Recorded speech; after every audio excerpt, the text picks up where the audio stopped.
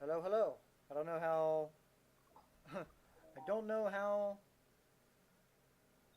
good or bad the frame. Oop. Yeah, well, it's not good right now, and everyone can hear Oh. me. Let's see for a second. Hello, hello, everybody. How are we all doing? Um, 12 frames per second. What's the problem? Let's get rid of Discord. We don't need Discord. I can venture to guess that that will like mega increase the frame rate. Okay, yeah. We're at 60. Nice. Okay, perfect. Awesome. Um, now, where is your camera? Okay, let's put that in there. Let's see if we're good. I can't tell. Oh, yep, we're good. Okay. Well, welcome to the stream, everybody. We're doing TactiCast 7. Surprised I've gotten this far with this format. And the main thing we're going to do today is talk about, in general, the sort of news fallout with the Nintendo Switch 2. And that's going to consist of our thoughts on the whole direct afterwards, as far as our thoughts on any of the news that has come out since the direct, whether it's good or bad. And yeah, so today, just like last week, I'm joined by Pharrell Bimix. Hey, hey. Oh, Hello, everyone. Ooh, that was perfect. Okay, I need to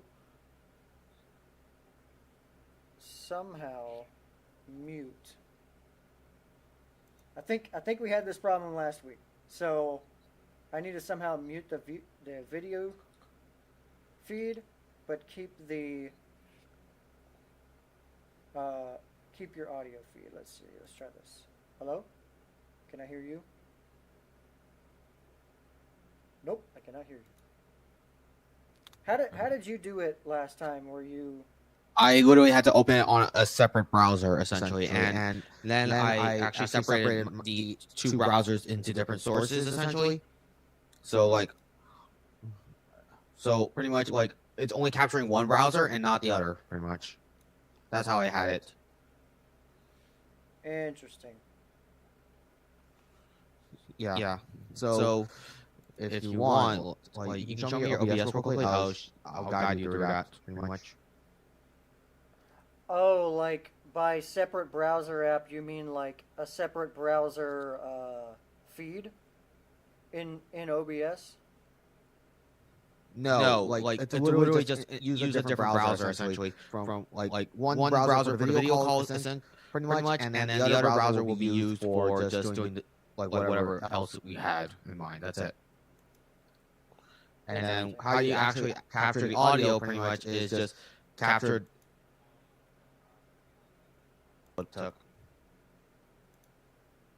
Interesting. Okay. Well, then let's try this. So I'm going to swap what you can see here. How do I change? Can I change the? Let's see, video settings. Can I change the Windows source to?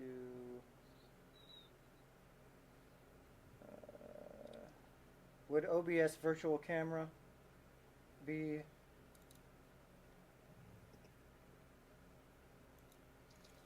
No, it would not. Okay. I guess it would be a window. Okay. Yeah. Let's see. Oh, maybe I can do it from here. Okay. So I'm gonna keep this up then, and we'll do this. Yeah, because like on my computer, I actually have 4 different browsers like installed onto here, and then pretty much I just use all 4 of them in different ways, pretty much. Okay, so you're Like, saying I have separate accounts for each browser. so you're saying you use like basically completely separate browser brands, not just a different window, but a different browser altogether. Correct. Okay. So like when we were doing the video call, pretty much, I actually opened up on Opera GX for the video call, and then for the main browser I was using to react to the Nintendo Direct, I essentially used my Brave browser. That's what I did, and that's how I fixed the whole entire issue. I do. Let me try something. I'm going to first minimize this. Okay. I'm gonna see if I can mute, cause it's okay. I'm gonna see if I can mute it from the volume mixer. I'm gonna see if that's possible. Right. Because I want to see if there's multiple audio sources coming from the volume mixer. So go ahead and just say stuff. All right. Well, anyways, we're just gonna be trying on in chat, so we'll just pardon us. This is literally what we had to do last time, and this is like Fixed. instead of I me got it. being I got it. I figured it out. awesome. I figured it But, out. Okay. So open up the volume mixer, and I had to mute OBS browser page. So it's two, because it's like two separate browser sources, and apparently it sets it up as its own, you know, video source, or audio source. So right. you can either mute the browser itself or the OBS browser page, and doing both will count. So I need to add that to my like audio scroller for next time. But hey, now you know for the future. So if maybe can I show this source so you can see what I'm talking about? Let's see. How do I guess I have to just completely add a separate like window so you can see what I'm talking about. Okay, where's my volume mixer? Here we go. So you should be able to see somewhere my volume mixer. I don't know where it's showing up on here. Can you see that? Yeah, I can see it. Okay, so where you're talking, you see it show up here. I use Firefox. You see it showing up here, Yeah. and over here where it says OBS browser page, and I just had to mute browser page. Right. So that. Okay then. Yep. So hey, now we know. Like, so is the stream hearing double audio of me, or is it just like, or is it pretty much that we're fine and that it's not doubling at all? Zero duplication from what I'm seeing. Although I am hearing you on one side of the ear. Maybe that's something on my end, but that's fine. Shea Bear, are you still here? Just a confirmation. I didn't share the stream with anyone. I put it on my like I advertised it on my channel. So I don't know if you want to take the link and put it on your channel or not, but that's up to you. But anyway, so yeah, can we go to the double? Yeah, here we go. All right, nice. Okay, now I can pull up my my Google Docs file here. So yes, we will be discussing a ton of stuff related to the Nintendo Switch 2, because they're even in just 7 days, and I feel like this is around the time where the most information will be coming out for the Nintendo Switch 2. Like, I think after the first week from the Direct, that's going to be the big info dump, and then probably for the next 3 or 4 weeks, it's going to be a slower information stream. But hey, who knows? We may be seeing a whole lot more, come the next couple weeks. But yeah, so we're going to be talking about pricing, because that's been a big topic of discussion recently. Yep. Hardware in general. I just got a sort of docs file. We just got stuff outlined here. Games, and really along with the games, the sort of launch lineup and roadmap, because I do have a lot to say about that, because there's a lot to talk about there. And then yeah, and I guess sort of the our I guess future hopes for the system as well, because there's a lot to be excited for. I feel like, so I guess we'll go ahead and get your thoughts on that. Yeah, because like honestly, like right now, like after like all the discussion has come out, like right now there's a lot of controversy about like people thinking that like a lot of people who are defending Nintendo are bootlickers or all that. Like honestly, I'm not seeing exactly what they're complaining about in a genuine like when I'm talking about like in a genuine light on what they're trying to see. I think it's mostly just haters are just trying to spread misinformation about the Switch too, because most of like this discussion we're going to be probably doing pretty much is just going to be talking about like our general thoughts on it and what we actually just saw pretty much in these reveal trailers and then upcoming hopes pretty much. Yeah, and like there are a few things like to me. I feel like first of all, and I said this like at the very end of the Nintendo Switch One Direct after the you know the after the final reveal where I was like,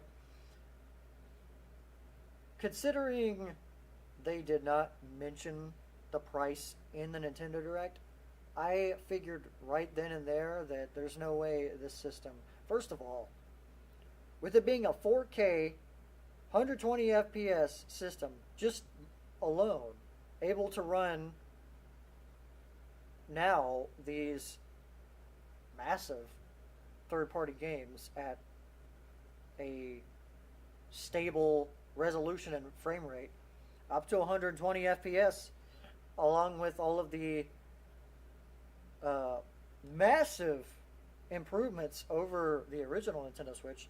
Like, just off the top of my head, the fact that they have now uh, a dedicated voice chat feature, which um, really is a first for Nintendo in general. You could say that Nintendo's done that before with separate apps or, uh, you know, I guess kind of poorly executed versions of a voice chat.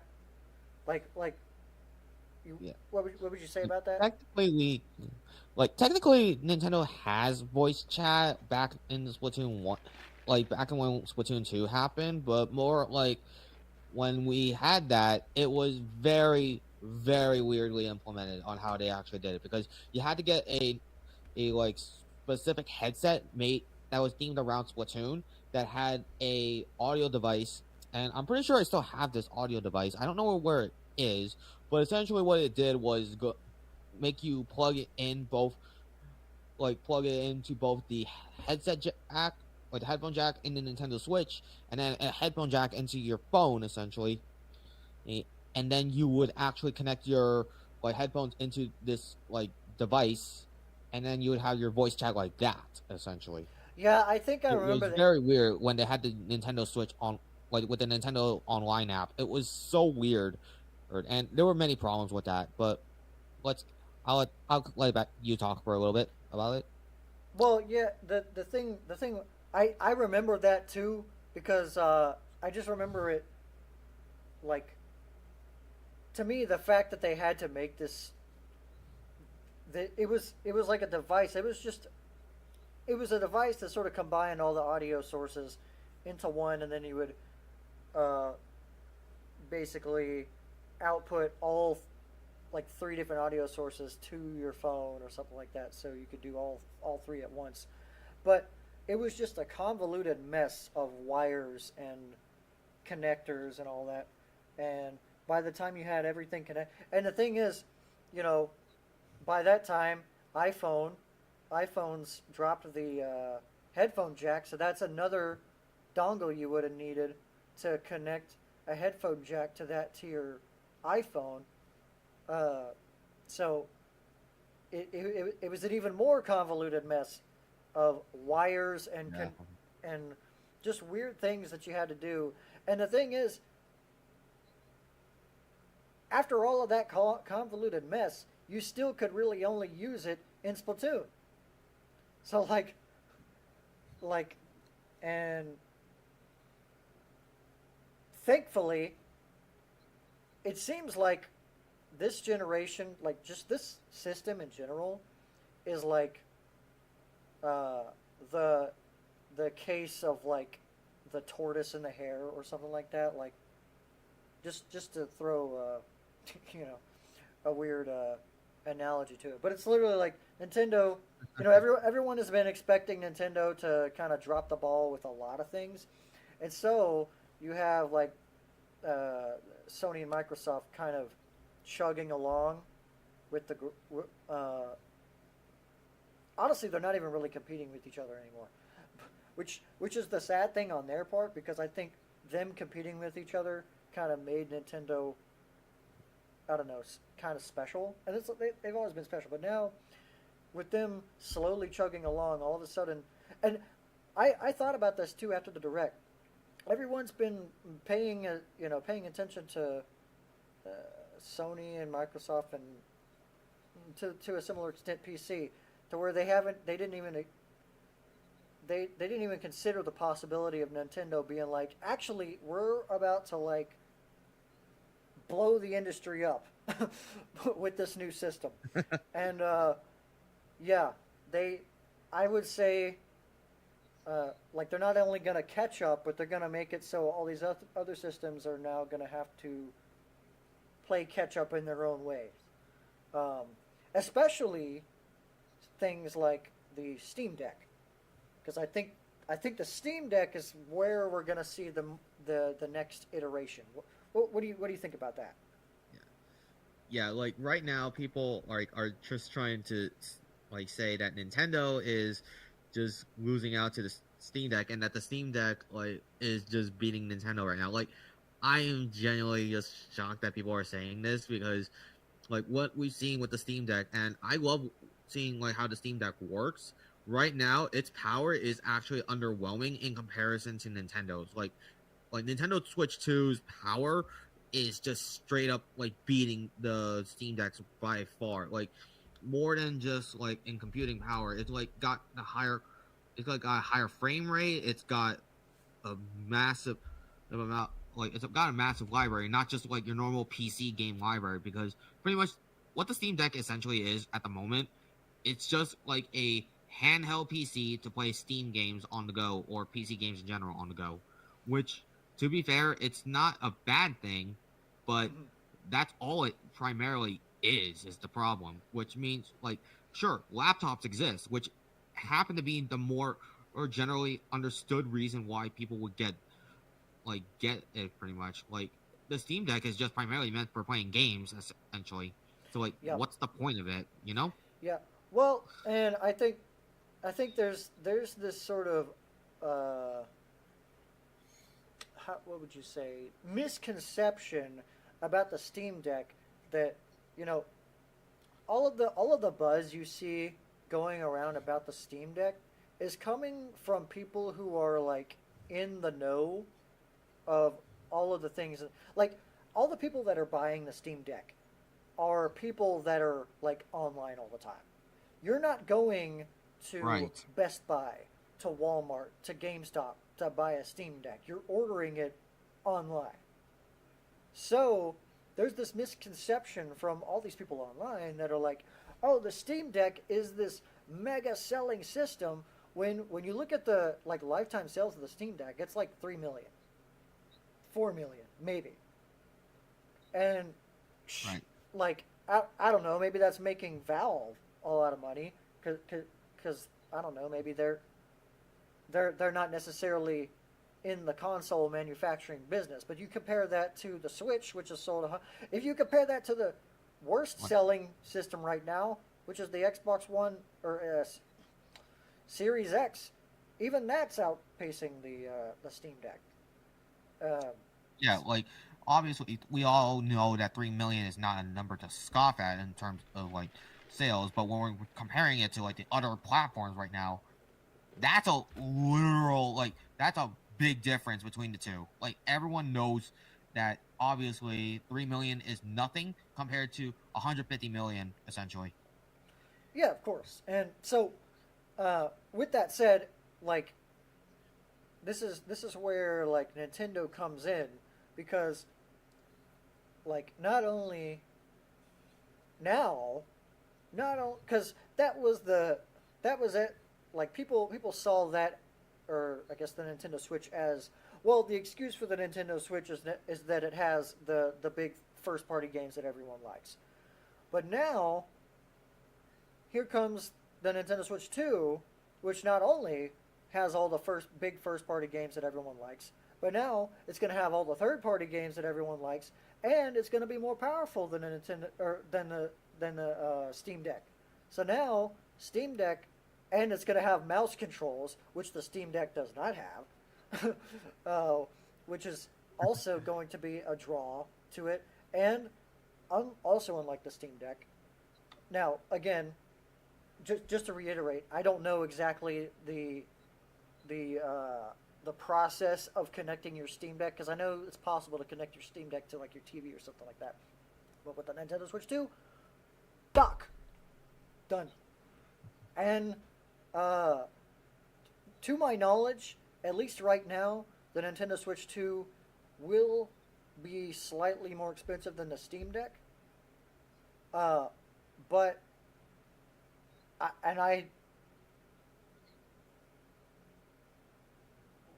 I don't think it's that I don't think it's too much more, because there's different versions of the Steam Deck too, which are also, I think there's a model right now.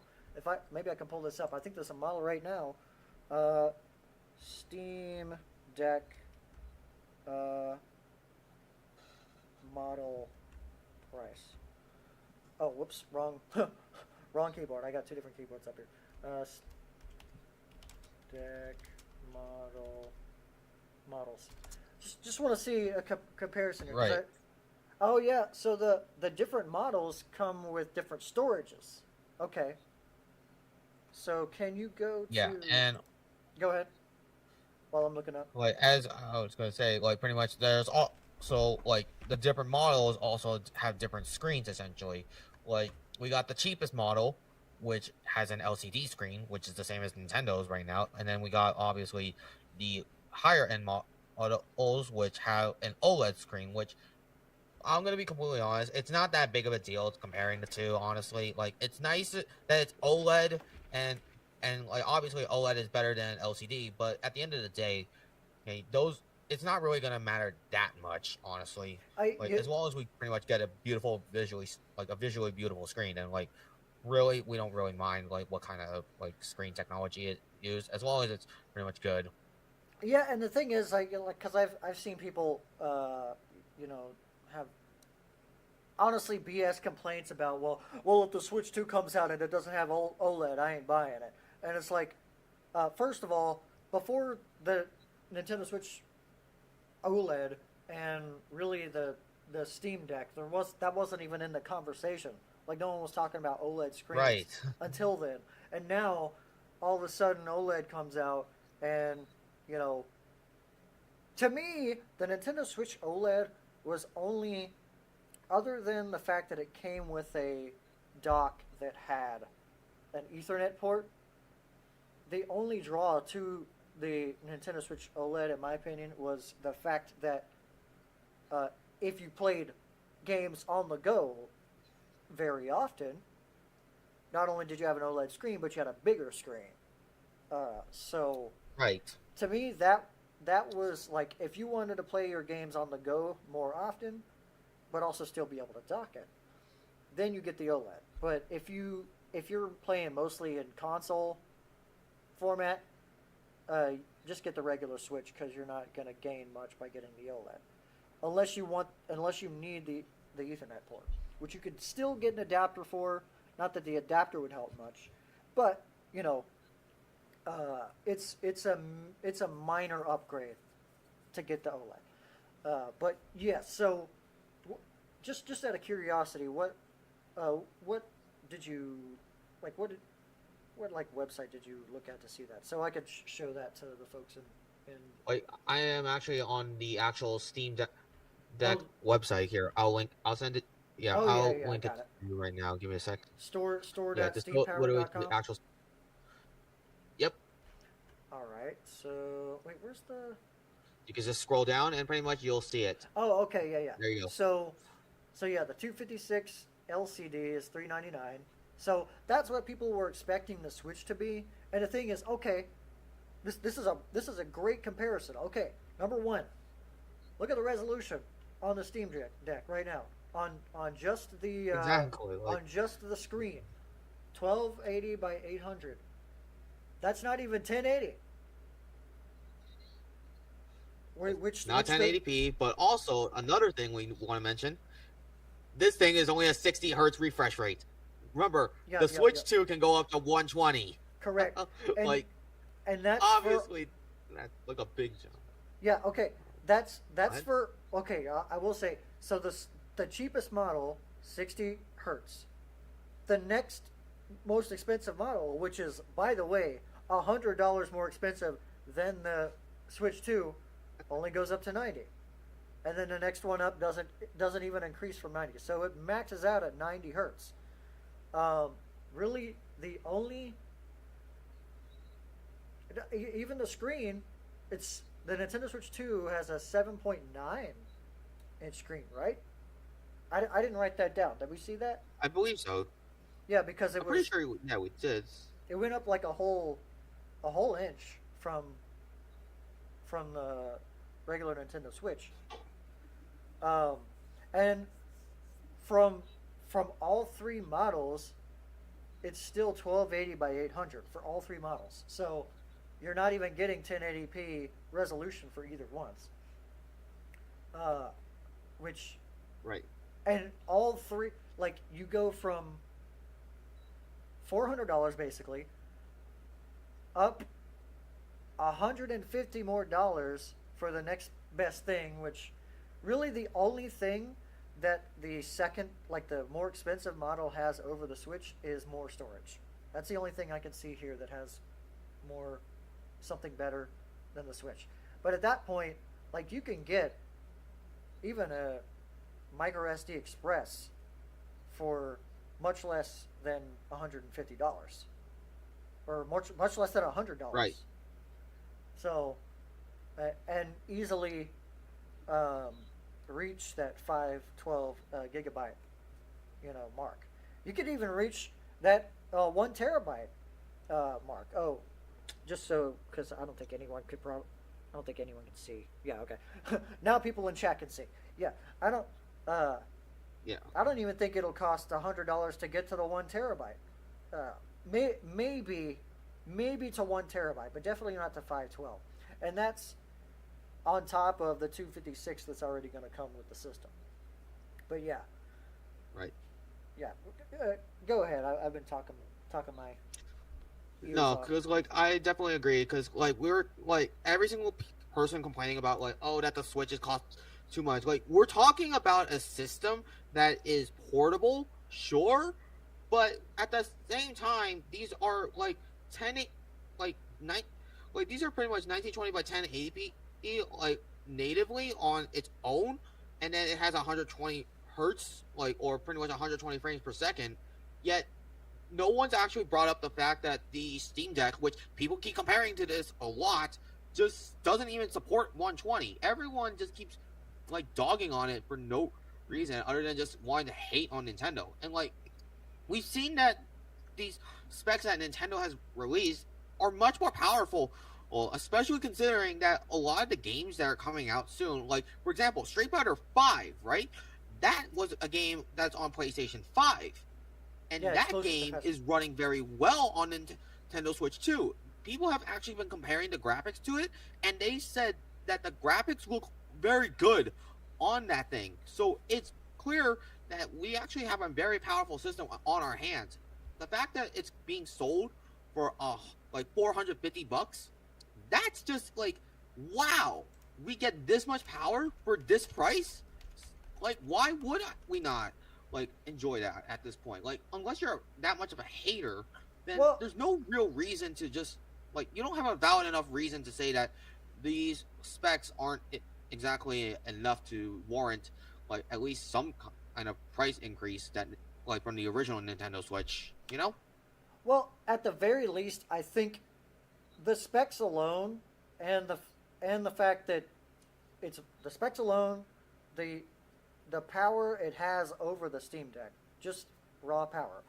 Um, the only thing that you could possibly, other than, well, the only thing that you could possibly, in my opinion, go for the Steam Deck over the Switch for, or the Switch 2, I should say, for the 399 model is like if you are super in, like if all you play is Steam games, because that's, I mean, Right. let's not, like, let's be fair here.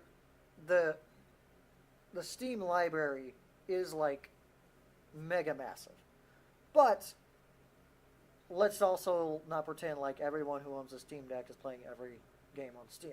They're playing like the big third party games, and some of the major like Valve games, and a lot of indie games. But I'm just saying, not everyone who owns a Steam Deck, and I'm putting, I would put money on this that like only like less than 50%, less than 40% probably, uh, of people who own a Steam Deck are playing like have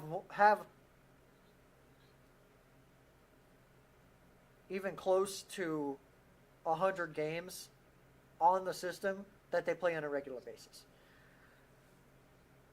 Certainly not much more than what you could potentially get on a Switch 2. Because also, the 399 model, again, only 256 gigabytes. And PC games, as we know, run much bigger file sizes than their. And they're going to be they're going to be very big file sizes on the Switch too, but they're something about the Nintendo's side of things compresses the games. So they're going to be smaller on the Nintendo Switch 2 than they are on most other platforms. So that's another thing. For a fact that at least without an SD card, all the games people are buying on the Steam Deck, you got to fit all that on a 256 gigabyte hard drive, and most PC, especially the big PC games, are, well, very big. Much bigger than they're going to be on the Switch 2. Let's just say that. But Right. on your point, there was something I did want to bring up as far as like games comparisons between the Nintendo Switch versions and the freaking basically other console versions. And it was Digital Foundry. I'm gonna have the video muted for the most part, but I'm not outputting at 4K. I don't even have a 4K monitor, so I can't even see it. But I'm gonna keep it at 1080. And even from here, let me skip to a couple of the games because they had. Okay, here was the big one in my opinion. Final Fantasy VII Remake. Because now they show PS4 footage on here, which I think is a good comparison because people were thinking that the Switch 2 wasn't even going to be as powerful as the Switch, as the PS4.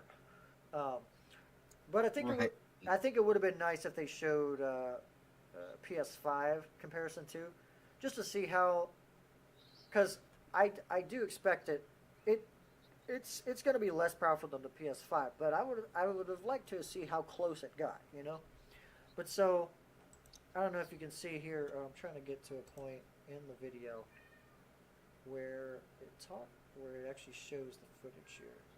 Okay. So let me go full screen so folks in chat can see. Yeah.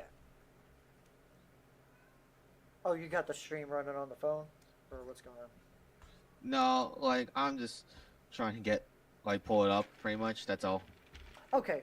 Well, so can you see my shared screen? Yeah, I can. Okay.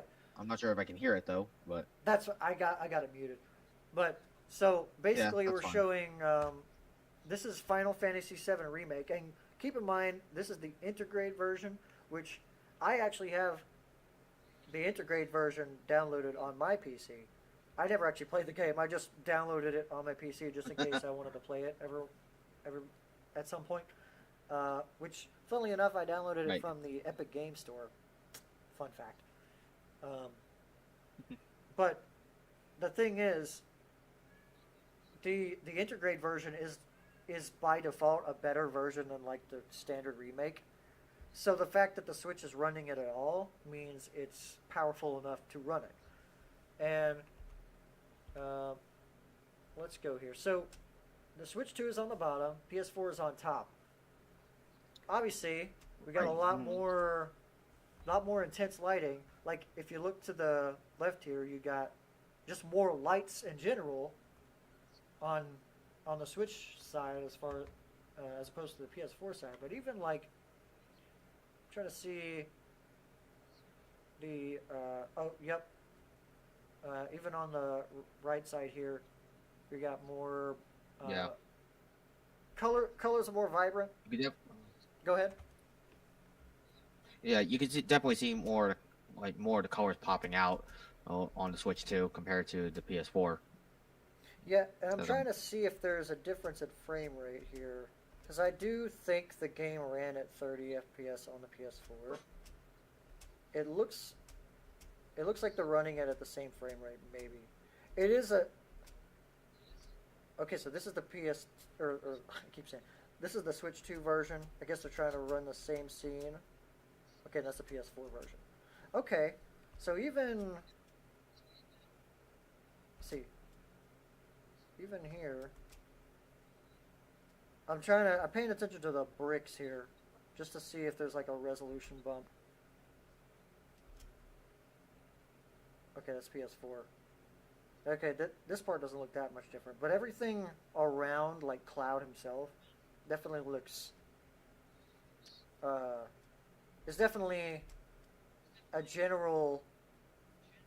Mostly, it's the lighting and the shadows that that it's having a better time with. Let's see. Actually, were those posters in the? I don't know. I couldn't tell you because never played this game. I don't know. I don't. I'm just trying to see. Oh, you know what I'm noticing? I knew nothing about this game either, but I will say it uses the same sort of compass system as Xenoblade 2. Like on top, you see the horizontal compass on top. I didn't even notice that. Interesting. But so that was Final Fantasy. They showed something about like Hogwarts Legacy too somewhere. I think, or was it? Oh, that's a good comparison actually. Breath of the Wild. Hold up. So you can see. Oh, hold up. There's a frame rate thing. Okay. So this is frame rate comparisons. Okay, that's what I figured. Runs at looks like a steady 30 frames per second, which I think it also ran. Oh, it goes above 30 frames per second at certain points. Interesting. Okay, what about? Oh, this is. I think this is a good choice. Metroid Prime 4 Echoes. Or I said Echoes. Beyond. Between the Switch 1 and the Switch 2 version, because they had the same exact cutscene in both the Switch 1 Direct and this Direct. And this one seems just obvious. Switch 2 version, not just the suit, but even in the backgrounds, like the trees, the rocks look just less blurry. Yeah. Anything else? Yeah. Oh, this is this is a big boost right here. Yeah, you could no longer see the fuzziness in this, Yep. on the arm cannon, Arm as cannon. we're seeing in this video. Yep, and even just it looks like they're zoomed in on the arm cannon too. But even in the background, the grass and all that, everything is I wonder, are they rendering this in? Are they rendering this in 1080p? Well, I've got it set to 1080p, so yeah, they have to be rendering it in 4K because they have a 4K mode. Yeah. Yeah, at least Nintendo is. I don't know if Digital Foundry is. Well, they have. Let me see. Can I click on? Yeah, I can. I can. I'm not gonna do it because I don't want to run too much. But that makes me think. Okay, so the regular Switch version is gonna be at 720p, which makes sense for the Switch One. If they're gonna keep it running at a steady 30 frames per second, hopefully. But let me see. Let me see if there's any more. I mean, these are minute things. I think the game already looked pretty great from what I remember in the trailer. Okay. Oh, that's weird. What they swapped which side the Switch 1 and Switch 2 versions were on. But like this is Breath of the Wild, right? Yeah, Breath of the Wild. Yep. Big boost. Mainly, I think the biggest boost here is the pop-in and like background details, resolution. Go ahead. Yeah, because like you can definitely see in the background, like it's not like when they scrolled pretty much, you could actually see more of like the background's detail in some of these shots, but at the same time, like you're noticing like the picture quality is a lot less fuzzy and more sharp in the Switch 2 video, and it also seems like it is running a lot smoother comparing to like the Nintendo. Yeah, like, yeah, the the original frame Nintendo rates. Switch. And what I'm also seeing Yeah. too is there's less of a. For some reason, the Switch One version has almost a foggy, uh, mist kind of effect to maybe help with like anti-aliasing. I think that's the main thing because like you can see like on the left side of the Switch One version, well, basically all around it looks kind of, and maybe this is this lens flare doing it, but I don't know. At the very least, this whole image on the right looks almost foggy, whereas the whole image on the left is clearer, and maybe that's a weather thing. I don't know. Breath of the Wild does have like changing weather conditions, so it could be anything. But in general, big boost. Even like a lot of the far away, distant stuff. Actually, the most interesting thing is this, like the lighting on like the mountains. This is super far away in the distance, and you can see. I don't know what that is. What all that? Oh, I think that might be. Oh, what's it? Kakariko Village? I don't know. Either that or one of the shrines. But you can see the lights in the distance. That's actually kind of cool. And yeah, that frame rate. The frame rate is butter smooth, which is, I mean, for Breath of the Wild is warranted. Breath of the Wild, as beautiful as the game is, like there are multiple areas, especially the what you call it, the Korok Forest, which is notorious for being. Okay, here we are, Korok Forest. I want to see that frame rate. Let's see it. I'm Yeah, like we're seeing it right now, like how they're like with Link moving, you could definitely see the animation just a lot smoother this time around. Let me slow it down. I'm gonna put it to half speed here because I think that'll be more obvious how good the frame rate is in this portion. Because okay, now yeah. So on the right side, you see Link is chugging along at a snail's pace, whereas on the left, smooth. So at this point, it'd be 30 frames per second on the left, but yeah, much smoother. Yeah. 100 times smoother. Wow. That's impressive.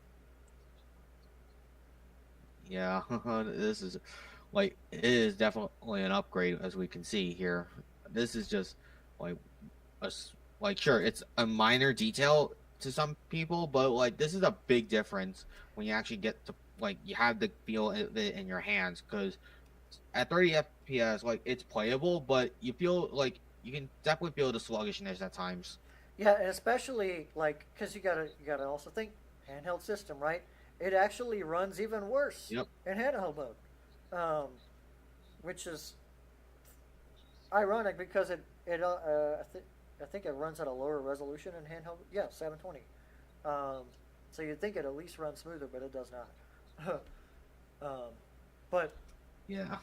but yeah, this is a great comparison, and I think is there anything else that they do a comparison on? I think we get the gist of it. They didn't show Cyberpunk. That would have been interesting if they could pull up Cyberpunk 2027 footage, but I don't think they got it. Right. But anyway, Possible that like it's also possible that Cyberpunk's probably not a good example to show it off because that game has been infamous for performance. And while true. late like right now the current version of the game is definitely the most stable it is, like it's still not the most optimized game out there. Like the frame rate still True. fluctuates a lot, even on the more powerful systems, even like on super powerful PCs. Like the game like fluctuating in frame rate a ton. So I wouldn't be surprised if they didn't want to show that off, considering that it's probably not a good comparison anyways. But the fact that like we do have Cyberpunk literally coming out on the Switch, it at least says that shows like, hey, it's going to be working perfectly fine. It seems so. Mm-hmm. We'll see how that goes later down the road. Yeah, and I will say, what would have been cool to see is Elden Ring, but from what I saw, Elden Ring is not come. It's going to be coming. Well, it just said 2025 was the release date, so it didn't have a specific date for it. So it could come out at any point this year, essentially. But that would have been a good game to compare, since that's like the big recent game that people were saying, oh, if this game comes to the Switch, I'm getting a day one or whatever. That's been the Right. consensus I've seen. Um, and hey, it is coming, but we just didn't get to see anything about it. I'll Yeah. in a bit.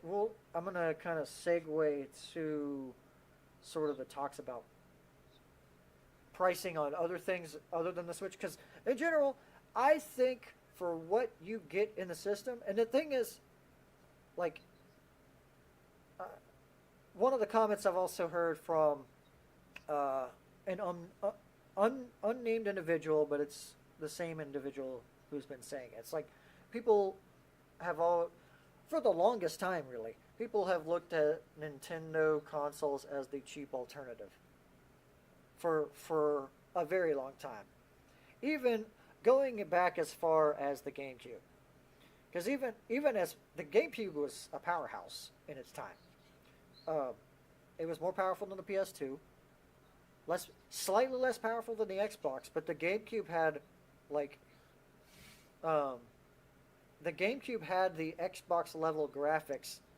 as long as the game could fit on the disc.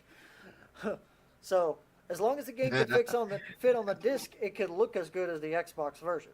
Um, but it was the cheapest system at the time. I think it was less than two. I think it was like right at $200 at the time, whereas the Xbox was almost. I think the original Xbox was like almost $400 at the time.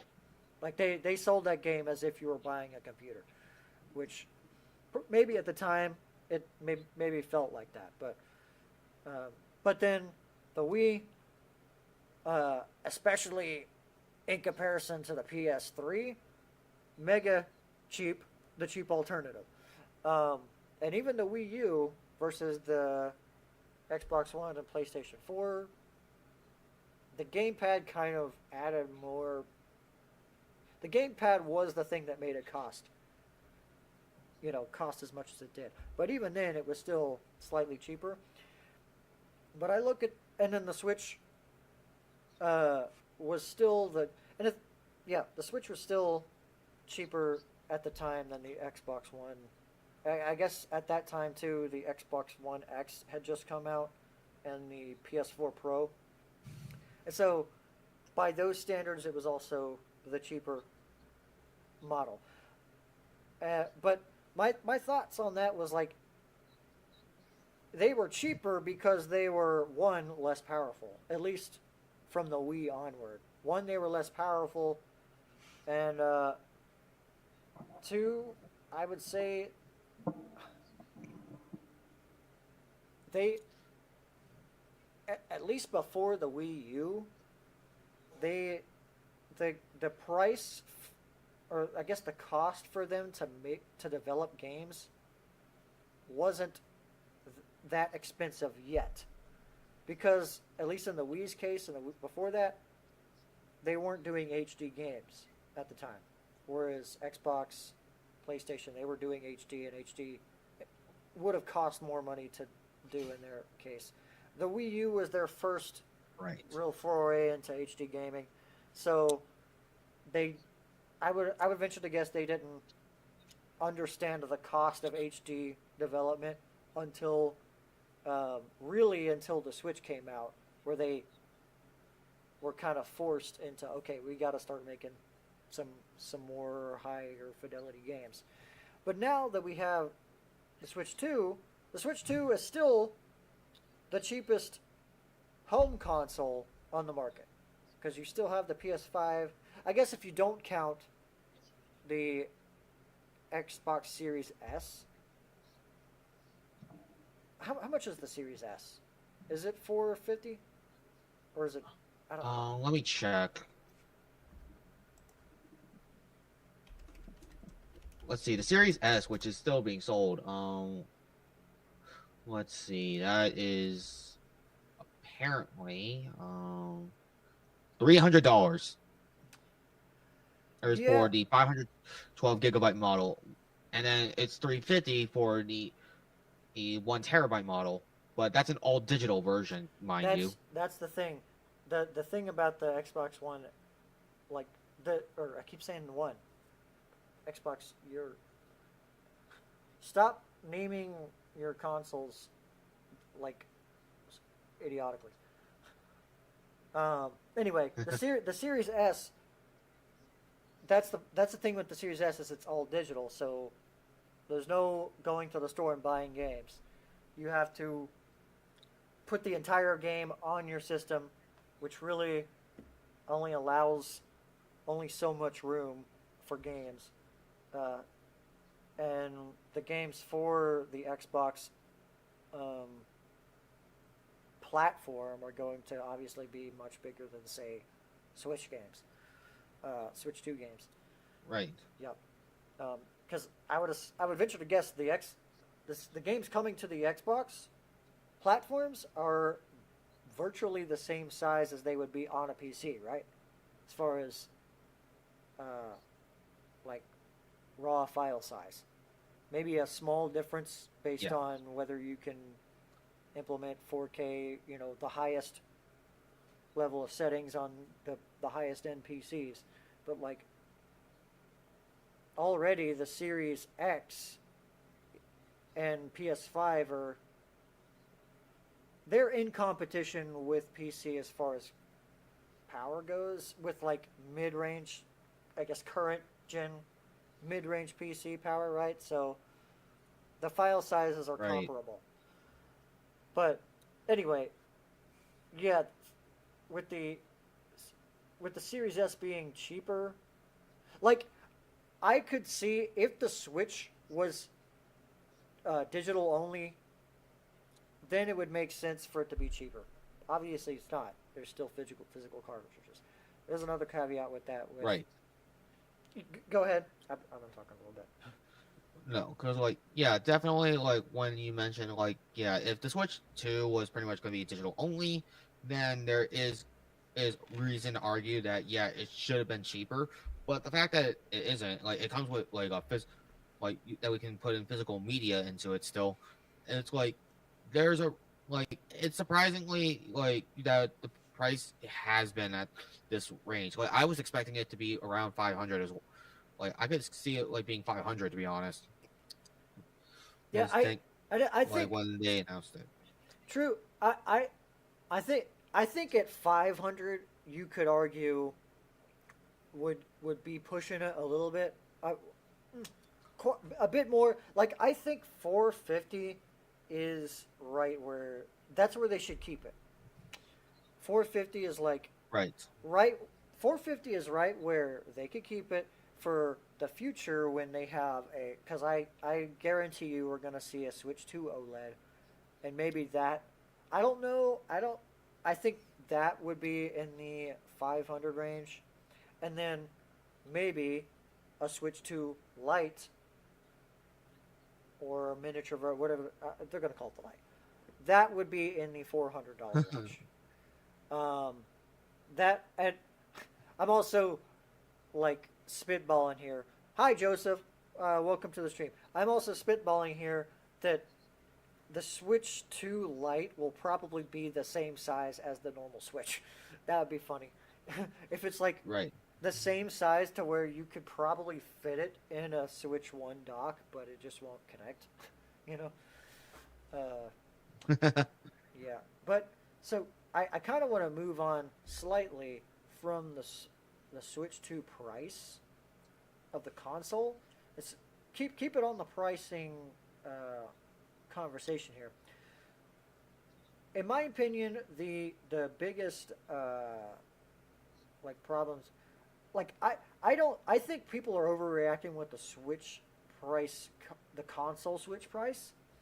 And to a certain extent, I also think that they're overreacting with the game prices as well. But I think there's something to be said about at least Mario Kart World.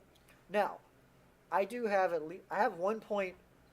My first and foremost point about Mario Kart World is Mario Kart 8 Deluxe right now, and probably after the Switch 2 comes out and Mario Kart World comes out, Mario Kart 8 Deluxe right now is still selling new for $60 and DLC for like what is it $24 I think for the whole pack 25. 20 okay 25. $25 so that is $85 total if and I think one of the things we're going to see with Mario Kart World, I think we might be seeing the Splatoon content model, where instead of buying DLC, because of it, I feel like we're getting into live service game territory, which, at least on this for this generation, an open world Mario Kart seems like the perfect game to do that for, where they can get away with Mario Kart being $80 if they have the Splatoon drip feed content model. What do you think about that? Yeah, no, I definitely think that it's possible that it's going to happen, even though like most people do not like that model, understandably. But when we think about it, like essentially it hides the cost of pretty much just buying a bunch of DLC for the game, just by putting it all into one. And so in a way, it's positive, but I get why people are upset about it. But we have to remember that most games these days, like we are paying more than $60 than what the asking price is. The only thing that the 60 actually was doing was just gatekeeping us from starting to play the game right now. Like that's all it really is. That's a good point too, because like remember, continue, and like yeah, so like and remember, like we played a lot of games like these days that cost like 60 to start off with, but then like we keep buying DLC for them. Like I could bring up our example of Splatoon 3, pretty much. Like we literally like the bulk of us who love Splatoon, obviously, but remember we paid 60 for their game, the base game, and then we paid another or like what was it, 20, I believe, like 20, 25, and just to get the DLC, pretty much of like and the crazy part is that the DLC is really not that worth it for the Splatoon 3, mainly because Side Order was the only thing we got, essentially. Yep. But when we also bring it into Splatoon 2 territory, like the same exact thing, where they had Octo Expansion for $20, so like we weren't complaining as much because we literally just got a brand new single player content, and yet the price we paid in total is still $80. So this is really nothing new. And then, like, if I'm going to bring up Smash Bros, pretty much, like, we both do play Smash, and obviously everyone does.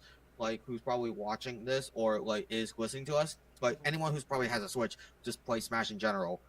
Smash is not exactly a $60 game right now. Like, sure, it starts out at playing it's like you have to pay $60, but if you want all the DLC characters, pretty much, you're not only forking over another or like 25 for the first Fighters Pass, you're also forking another 25 for the next Fighters Pass. That's pretty much True. like, and that's just to get 12 DLC characters, pretty much. So you're paying like an additional $50. So right now, Smash's total, if you want to even get started playing like with every single character, you have to pay a total of $110. So like, why are we complaining this much about like this? Like most of the games right now that we're playing just costing 80. Like obviously, I get it's like a high price to start out with, but like at the end of the day, most of us are probably just playing to get everything in it, and we just paid for it anyways. Like if you really wanted to complain about like the price points, then the best thing I could just say is you're gonna probably be pirating it anyways, and then and with at that point, like it's not really worth talking to you about it, you know? Like it's Well, obviously I don't want to disregard people who want to just like start playing the games, but like if you're gonna keep complaining about you'd rather not pay for the game in general, like you're already in territory of where you'd rather just pirate it in the beginning. So you know, yeah. What I will say, um, on the subject, like there's some of that I agree with, like especially with, um, in the DLC territory. The thing is, all of that is optional. However, I find it hard, especially in. I think Mario Kart is the best example because I find it hard to believe that everyone who has Mario Kart doesn't have the DLC, or at least they don't want the DLC. Because I guarantee you, half of these people are going on. Half the people playing Mario Kart, um, at least 50% of them are getting the DLC, right? Now, I will Right. say, I I think Mario Kart World, in that game's case, the best thing for Nintendo to do for that, because coming out of the gate with $80, because the thing is, right now the only game that is uh, revealed at $80 is Mario Kart World. The next highest priced game they've shown is Donkey Kong Bonanza at 70. So right there, I'm we're seeing sort of a tier system as far as their game pricing, where it seems like their their flagship like long longevity titles, Mario Kart. Mario Kart's going to be a seller, a system seller from day one to whenever the next system comes out, to probably after the next system comes out, right? Mario Kart 8 Deluxe, even though it came out on the Wii U, it's still the highest sold game on the Switch One, and it's probably still selling. Like I think it's past 20 million copies at the highest sold game on the system. So with Mario Kart World, Mario Kart World is a game that's going to last the entire generation. As far as like, it's not going to be like a zeitgeist game, like a game like freaking, I don't know. Uh, Yeah. let let's for example, uh, what's a good example? I would say Metroid Prime Remastered. That game came out on a certain in a certain time window, and everyone who probably was going to buy that game already bought the game. Right? We're a year and a half removed from that game, and it probably creeps up by a few, maybe 1,000, less than 1,000 purchases a month, right? Mario Kart, uh, Mario Kart 8 Deluxe, obviously, they're selling at least if you divide because we say 20 million units. That's at least per year. That's at least freaking 2 million. 2 million a year since the system came out. What's 20 divided by 8? Because we're on year 8 of the Switch. Point being, Mario Kart 8 Deluxe has been a mega seller since it came out on the Switch. I think with it being $80, I think they're, instead of doing, now they may still do paid DLC, but I think they're going to wait a long time before they do paid DLC. I think until they do that, we're going to see, like I said, drip feed, where we may see once every season, we might see like a new track just kind of appear in Mario Kart World every couple months, and that'll be the Splatoon model. Because I see that as well. I think that could alleviate the because the thing is, people bought like Splatoon 1. People bought Splatoon 1 for $60 with virtually no content. It was the promise that over time we were going to get new maps. Like, people bought into the idea early on. And unlike Splatoon, where that game was virtually empty until a year later, Mario Kart World looks to be filled to the brim with content already. And they're going to be hopefully, they're going to slowly drip feed content as free updates rather than paid DLC. Because I think one thing that would not kill it, but would be very disappointing, is if instead of doing drip feed content, they did like microtransaction content where you pay $5 for a track and another $5 for another track. I think that would be. I don't think that's the Nintendo way, but Nintendo has disappointed me before. But I don't think they're going to disappoint me with their mainline Mario Kart title. Got anything to add to that? Yeah, I believe like what you're honestly saying, and I do definitely agree, because when we actually looked at Nintendo's past with how they actually progressed with the idea of like what microtransactions is, like even Shigeru Miyamoto was actually super against like microtransactions, and pretty much like if we look at like some of Nintendo's other mobile games, aside from pretty much like the gachas they had, pretty much you really don't need to pay for anything essentially. Like that just made. Like, most of the time, the microtransactions that exist are just mostly for getting cosmetic stuff that don't really matter or in the long terms. Like, obviously, the only exceptions being those gacha the gacha games that Nintendo has produced, like Dragalia Lost, we got Mario Kart Tour, and then we also had Fire Emblem Heroes, which is still going on, surprisingly.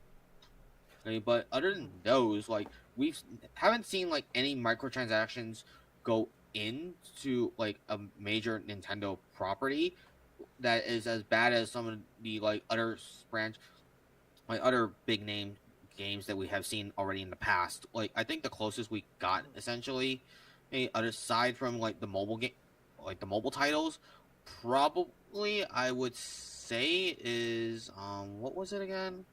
Shoot, I'm forgetting it off the top of my head. But was it like a console experience game, or at least a handheld? I believe so. Yeah, it was It was one of the console games. I just keep forgetting what it was. Was it? Oh no, I'm thinking of. It's not Let's Go, but because I know Pokemon Go had not Let's Go. Pokemon Go had something like that, but it was like very unimportant stuff that you could purchase with microtransactions. But yeah, that's like the fact that I'm literally forgetting about it just shows how like uncommon it is for Nintendo. That's the thing. So Yeah. like that just kind of proves the point, like that it's Hmm. very uncommon, and I highly doubt we're gonna see it. Essentially, like Yeah, and sure, their model. Go especially in ahead. Mario Kart, I think Mario Kart, like, I don't think they're going to touch my microtransactions in Mario Kart. Even though it seems like that of any game so far, Mario Kart seems like if it were made by any other developer, I like if for, even if Sega made this game, I feel like Sega would be like, well, if you want, like if you like if this were a Sonic racing game, and they were like, yeah, we're making an open world Sonic racing game where you can go to all these different, lo- completely different universes, to be honest. But uh, if any other company were making this, it would be flooded with microtransactions. An open world kart racer, like, doesn't, I don't think Forza does this because it's not really, it's a it's kind of a self-contained game, but I don't know. I'm not in the Forza world, but I'm just saying if any of the third, I feel like the microtransaction world is kind of exclusive to the third parties because like I can't think of any Right. PS4 exclusives or even as very little as there are, even Xbox exclusives that have microtransactions. It's usually reserved for like the third party titles and usually live service games, but even like smaller games or I guess non live service games from other from third party developers tend to have at least that one game that they're trying to nickel and dime you for. Like the loot box model, I think is the biggest offender in that right. But as far as like I don't think Nintendo first party for sure. Nintendo's not going to touch that, and especially with Mario Kart, and especially with their launch day game. That would leave a horrible taste in in, in the mouth. But I still think a drip freed content model because they did that with Arms too technically, and that was an early Right. game, and of course Splatoon 2 came out, you know, a few months after the Switch One's launch. So it's I I think there's precedent for that, and I think it's a game that I think just kind of just the idea of that kind of enables them to just be like, oh, you see this area that's completely barren right now? Well, drop a I don't know, drop a bone dry desert in there or something, you know, in a content update. I I don't know, I could see that easily happening in a Mario Kart world. Well, just as an example, but heck, even if they do like there's a city, a metropolitan area of the world, and they're like, hey, in this update, Neo Bowser City, in this in the Mushroom Kingdom metropolitan area or something like that. You know, you never know. I think Right. uh, just the idea of that game. I think there's definitely there would have to be something to they because that's another thing. We also have this Mario Kart Direct coming up as well, which is also the first time they've done a dedicated direct, I think, to any, like, other than Splatoon and Arms. They've never really done a dedicated direct to in house Nintendo titles. Like, I think they really only do that for, like, the RPGs, I think. So, like, they do Xenoblade directs sometimes. I don't even. They have done a Fire Emblem direct. I think they did one. They did that one time. I remember. And they do Pokemon directs all the time, or like Pokemon Presents. Uh, but there's never been like a. Oh, you know what? There was a Super Mario Wonder direct. I do remember that too. And of course Smash Brothers directs. But like other than Mario Wonder, they don't really do Mario related, dedicated Mario related Nintendo Directs. And I think the fact that they're doing that means there has to be something big that we're not seeing yet, you know. And Yeah. big enough to where I think it ought to warrant the $80 price point, even with it also just being like, this is the other thing I wanted to bring up. There's no way with Mario Kart 8 Deluxe being $60, there's no way they could justify Mario Kart World being the same price as Mario Kart 8 Deluxe. Exactly. Like That, it's and gonna be like that is gonna be a very hard sell at this point. Like and like it just makes people like decentralized about like reason why did they buy Mario Kart 8 Deluxe then at the beginning? exactly You know? true. Yeah, it's like you already like did. A lot of people already double dipped for Mario Kart 8 Deluxe too. It's not like you couldn't have gotten a Wii U and played the game on the Wii U, you know.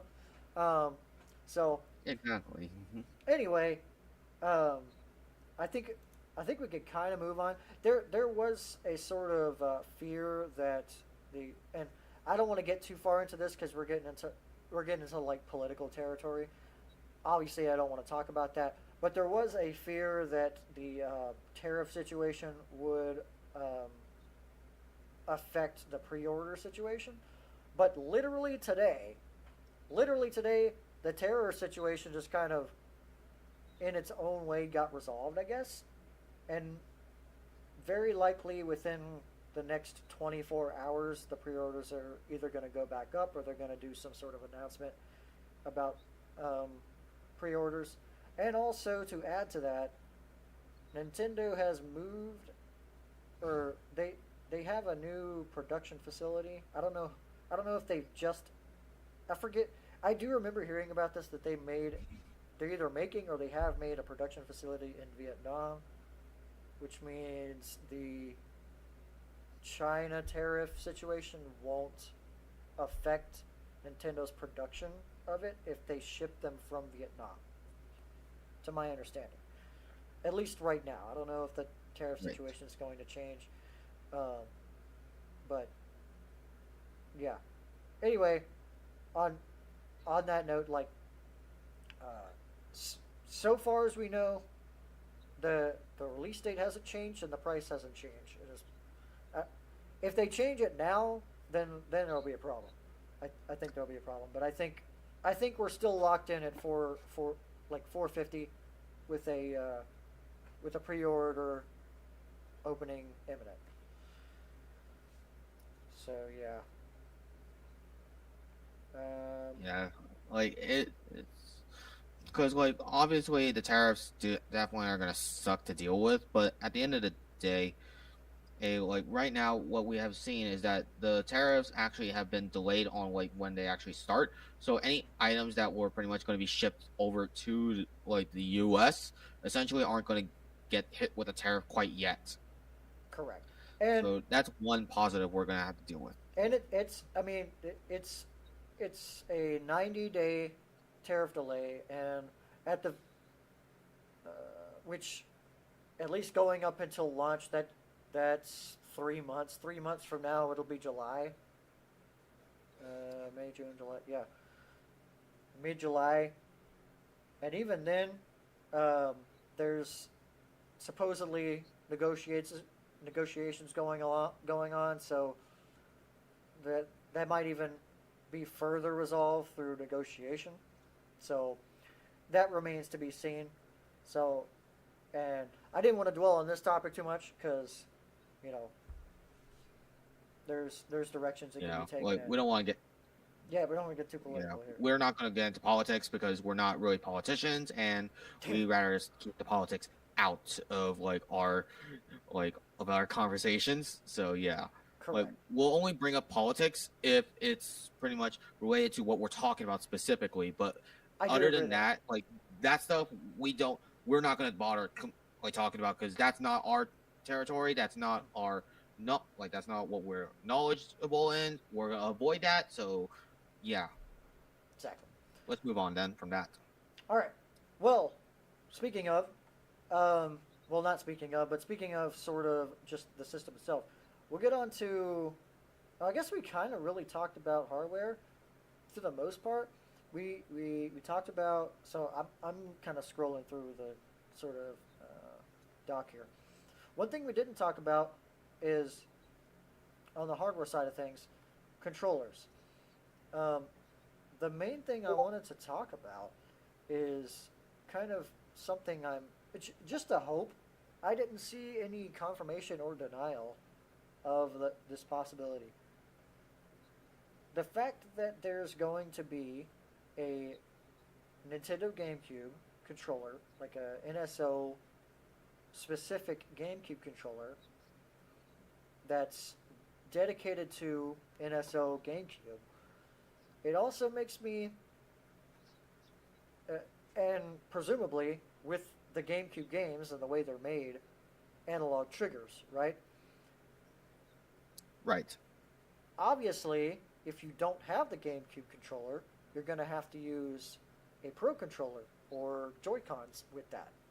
And at least I'm hoping that because of the GameCube, you know, edition, that the Pro controller will also have analog triggers.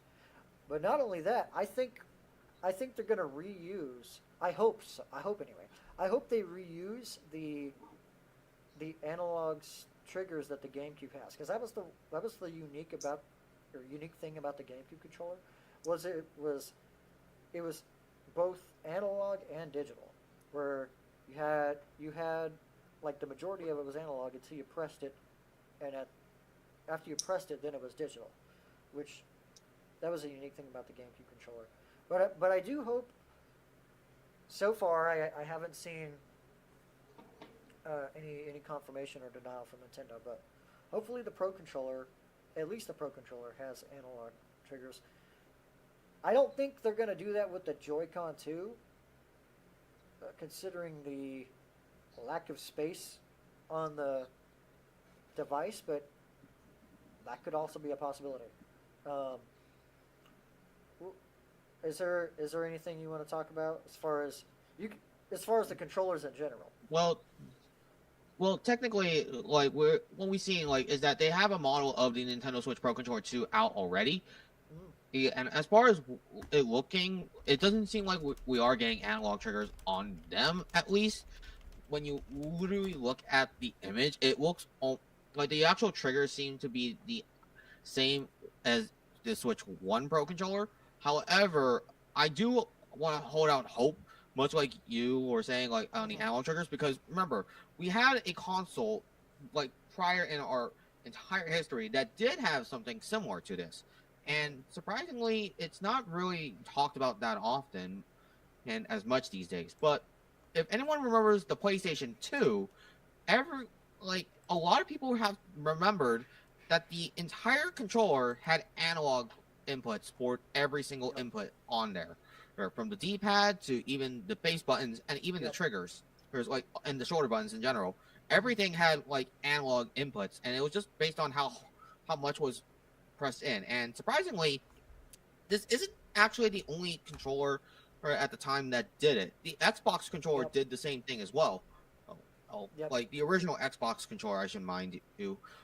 And while it's true that the technology mostly died out, there is like one controller out there I remember, and I still have. Like, let me grab it real quickly. All right. It's pretty much, it does have the exact same analog capabilities, and that's this thing right here. This is the Hori. Yeah, this is the Hori Pad, like the Hori Pad FPS Plus, pretty much. And these triggers right here are actually analog triggers. They based on the exact same technology used in the PlayStation 2, like where you press down on it as hard as you can and you get a full analog value. This is what I'm kind of hoping to see, maybe with the Nintendo Switch Pro Controller 2, based on like everything we know, and like if it's possible that the Pro Controller is going to like work with the with GameCube games, essentially with the GameCube Classics Online, right? Then it's possible that this is what the technology might be for the shoulder buttons. And or rather specifically the triggers with the Switch 2 Pro controller. So it's possible that will be a thing.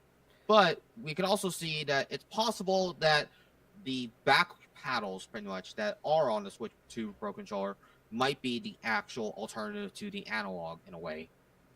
Not perfect, but it is a possibility. That's an interesting thing I haven't heard of. I will say, I did think that like, pretty much, at least with this. So I got an image of a pretty direct comparison between the two as far as the back end of the controller, where you can see the triggers, and there's virtually no difference between this. I mean, a minor sort of shape curvature difference, but and the color. Yeah, and a color difference, and obviously the fact that there's what they're calling the GR buttons, but as we've seen before, you don't necessarily like. Let me pull up. I'm gonna grab a Xbox controller to get a visual here. Let's see. I got one around here somewhere. Yeah. Okay. So I got the Xbox Series controller. You're showing me. Yeah, Xbox Series controller, and even actually, you know what? I actually like the Series controller even better than the one controller. They're virtually the same, but there is a slight difference. Really, these analog triggers, they don't have that far to go. They don't have that far to go before it's a full-on press. And like you've said, there have been plenty of controllers in the past where you really don't have to push that far before it's a full-on press. So it's a very minute distance between off and on, essentially, or 0 to 1. And we could see that here, where it's a short distance analog, which, to be fair, you don't really. It's you do kind of have to get used to the distance, but it's been done before. I mean, for the longest time, at least up until the PS4, even the PS2 and 3 controllers both had pretty minuscule, at least trigger distance, right? I think I have a PS2 controller like right here somewhere. Let's test this out right now. Hold on. Oh, even better. I have a PS1 controller. Well, I think PS1 controller was full on digital. I could be wrong. It's full digital. Yeah, that's digital. PS1's controller is fully digital. Well, Yeah, only PlayStation 2 controller is like fully analog. Alright, where's this PS? Here it is, PS2 controller. I hope so. This feels like a PS1 controller too. I don't know. Does it say? That's one other thing I wanted to mention. Like, they look identical, other than the color. And That's just the unfortunate thing. The damn thing itself. Because I purchased a PS2 Slim like maybe last year, and it came with this blue controller, and I was like, hopefully, oh, it does say DualShock 2. This is digital. Unless then if it says DualShock 2, then that means it is literally meant to be a PlayStation 2 controller. Yeah. DualShock 2 is literally the PlayStation 2 controller. I have one myself, and I just found mine. Is this the DualShock one? So, does it even say it? I mean, the fact that it looks like this means it's probably the DualShock one. I mean, it's supposed to say DualShock 2 on it, and so. Well, this is the one I got with the PS1, so. Then I don't know. Yeah. So it's probably. These feel digital, but I could be wrong. I haven't actually played it on the system, so I don't know. To be honest, but anyway, I do remember the Xbox. Pretty much every button on didn't pretty much every face and shoulder trigger button on the Xbox controller also have analog. I do remember the face. Every single input was analog, except for the start and select button. That was it. Yes. Okay. So, again, there's precedent for that. So, yeah, we could easily see these trigger buttons being analog. And like you said, with GameCube especially, uh, at least I don't know every game that takes advantage of the analog, you know, to its full extent. I know for sure Luigi's Mansion and Mario Sunshine, two of really the flagship games on the system, make great use of the analog, um, to the point where in Luigi's Mansion case, your analog function controls the like suction power of the vacuum, and then when you press it all the way down, Right. it like stops you in place and you use it. And also, like the elemental, when you're shooting the elemental, d- whatever the thing you have equipped, you either shoot a controlled, like controlled amount of it out, and then when you press it all the way down, it shoots like a ball of fire or a ball of water or ice. Right. So, and in Mario Sunshine's case, uh, pressing it through analog allows you to run and shoot water at varying like intensities, and then when you hold it all the way down, Yep. stands in place, and you can aim it. So it would be a bummer if you couldn't do that. If you could only shoot at full blast, you know, Right. because That's what yeah. like. Yeah, we saw that like what happened in the 3D the All Stars collection before True. Nintendo officially finally added in like full GameCube support thanks to the GameCube adapter. So there's that pretty much. Speaking of which, I think it would be dumb if Nintendo doesn't enable the GameCube adapter with the Switch 2 for GameCube games. I would hope, because Nintendo had to update that with 3D Mario All Stars. I hope they're not that short sighted and they're like, okay, yeah, we're gonna enable this right out of the gate, you know, and not wait until people complain about it to enable the GameCube adapter for NSO GameCube. But Well, it's actually funny you mentioned that because here's the thing: Nintendo actually has put out an official list showing every single compatible controller that's going to be working with the Nintendo Switch and accessory, pretty much. So I'll send you that link right now. okay. So check the chat and check the chat pretty much for the video ninja. I should send it, but if you want me to send it in Discord, I'll send it over Discord. Yeah, do Discord because Do you want me to send it? yeah, I'll have to do it through Discord. Sure. Yeah, no problem. I'll send it right now. Here's the list. Okay, let's see.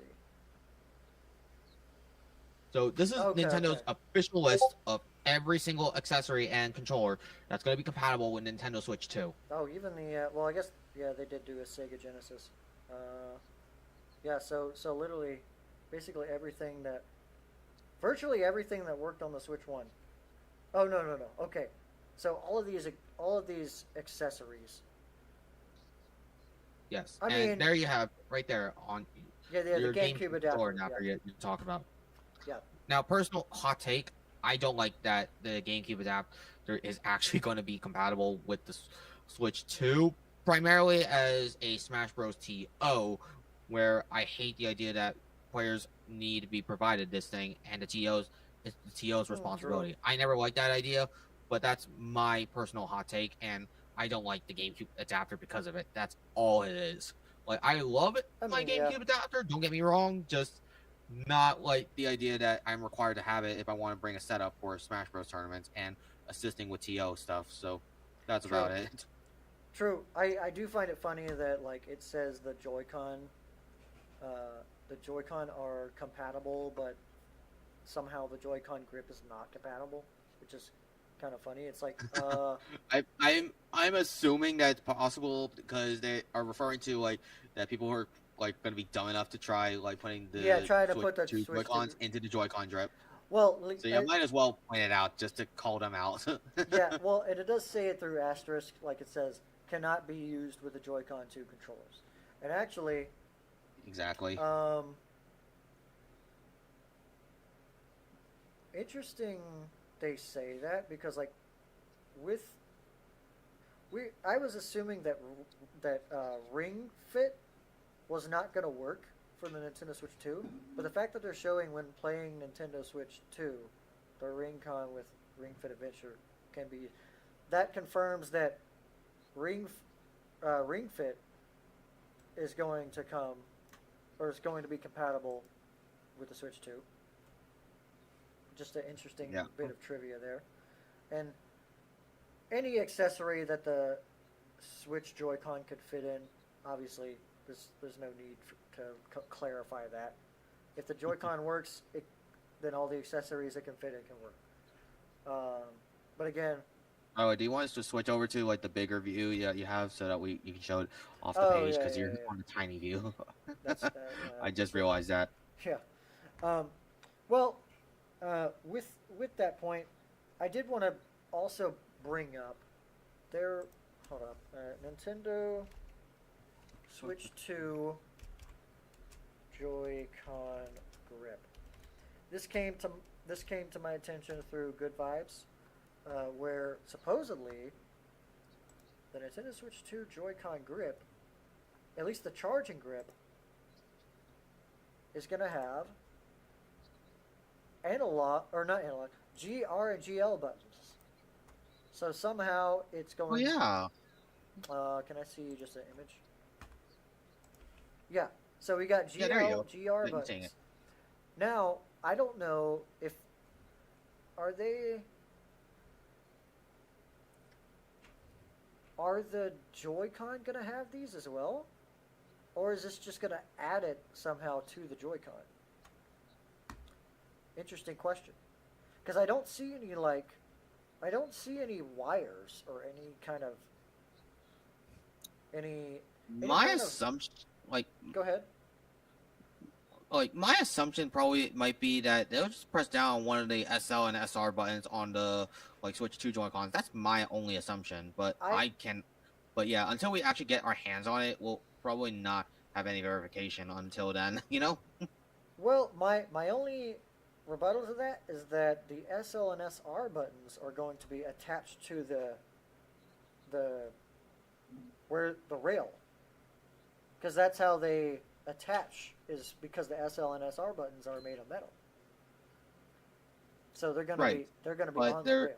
It's possible that there's a mechanism like pressing the other one is what I'm saying, like the one below. So like if you put it onto the side, the top ones are probably going to be what's connecting to it, and then the bottom ones are actually what we're going to be pressing for the GL and GR buttons. That's what I'm assuming. Well, I mean, those both the SL and SR buttons on both sides will be connected to the inner mechanism. But it could be that, I don't know, maybe there's some sort of chain reaction that happens when you press those that causes one of the SL and SR buttons to be pressed from inside the mechanism. I don't know. But at the very least... That's what I'm assuming. At the very least, this adds GL and GR. In fact, can I zoom in? Yeah, it does say GL and GR. Yeah, you can. So, maybe when you're holding them separately, you can press the SL and SR buttons to function as GL and GR. Actually, it'd be cool if you could map both SL and SR on both sides, so that you could get a potential 4, like, map buttons on your Joy-Cons, which adds a little bit of a extra incentive to use the Joy-Cons over the Pro Controller. Right, because like a lot of like super high-end controllers at this point, that cost like so much money, actually are starting to include 4 paddles. Like most of the time, they're including 2 paddles. Like I could bring up like here. Yep. Like the DualSense Edge, essentially. Like this actually has 2 back paddles, pretty much, and this thing costs $200 for some crazy reason. Yeah, and I know the Xbox Elite controllers have that too, where it's like 2 on the back, and Yeah. those are also mega pricey. Um, but yeah, I mean that would make sense, and I think overall, I think the controller side of things, I think me personally, I would be disappointed if the Pro controller, at the very least, the Pro controller didn't have an analog trigger setup. I don't expect the Joy Cons to, but if they use the, you know, short distance analog triggers, they could probably easily pull that up with the Joy Cons too. Um, Yeah, like if they used the same technology that was pretty much like we were talking about, like when it came to the PS2 controller and how the Xbox face buttons were, then I think it's possible we're gonna see that. But it's also not like it's also possible that we're probably never gonna see that feature, and it's just maybe like, oh, it's just digital only. So great. yeah, and like I said, which would be now. I've never played F Zero GX, so I don't. To my understanding, most at least F Zero. I have played F Zero 64. I guess it's X, and you drive with the A button. I don't know if there is a analog mode of driving in F Zero GX. Maybe someone can clarify that, but I think it's also you just hold down A because the whole point of that game is to go super fast. So I don't know, but I could be wrong. But I do want to move on slightly from hardware because I think for the most part we kind of covered all of the important stuff like the specs. The specs are promising, and with the with the